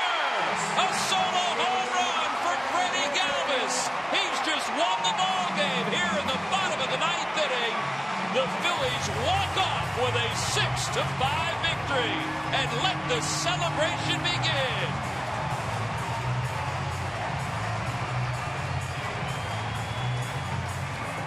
That was a hanging changeup of some kind. He throws a split for his changeup. I don't know if that's what it was, but it was slow. It was up, and he gets a lot of extra base hits. That's the second home run he's won. He's won with a homer this year. It seems like a million years ago when he got Chapman, doesn't it, down the right side? Sure does, yeah. But that's 2 that he's had this year on walk-off home runs. 8th career home run. You see what happens when you walk off. You get a chance to stand next to Murph and talk about what has been a very interesting night here at Citizens Bank Park. It looked like a split. You see Freddie Garcia's reaction. He knows that that's going to go way out of here. That one wasn't even close. There, see it just tumbling up in the zone, and a Venezuelan got his countryman there right now. Freddie had to grow up knowing a lot about this guy over these years, huh? Well, one Freddie gave up the home run to another Freddie. The elation on the face of Freddie Galvis, who's down on the field with Murph. All right, thank you very much, Freddie Galvis, the hero tonight, and you did it quickly here in the bottom of the 9th inning. Just talk about that at bat, because you obviously saw a pitch you liked and you took advantage of it.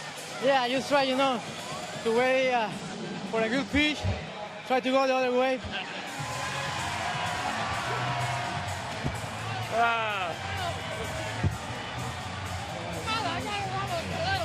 They're having way too much fun. Murph, they got more people involved now, so you're in trouble for the rest of the year. I think I am. How are you, sir? All right? Well, we'll try to keep this up. Hey, Murph, yeah. We're not going to wear that tomorrow either. Tell us about that final at bat, Freddie. Like I say, I just try to wait for a good pitch. Try to put on play In my mind, I was like, don't try to do too much. And I get like a good pitch in. I pull it good. This team continues to win these close ball games. I know since you've been back, there's been a couple. What does that say about a ball club when they win these one-run games and continue to do it in comeback fashion? I think we play hard to the end. So 27 now. So that's one thing that we keep doing, and we're going to keep doing it. You know, play hard to the end. All right, Freddie, go enjoy it with your teammates. I appreciate it. Tom, I'm going to send it back to you. All right, Murph, thank you very much. You look like you're taking off your makeup if you're performing in the circus. You got so much shaving cream on your shoulder. Freddie Galvis, a celebration is waiting for him after his walk-off victory, or his walk-off home run gives the Phils the victory in the bottom of the ninth inning.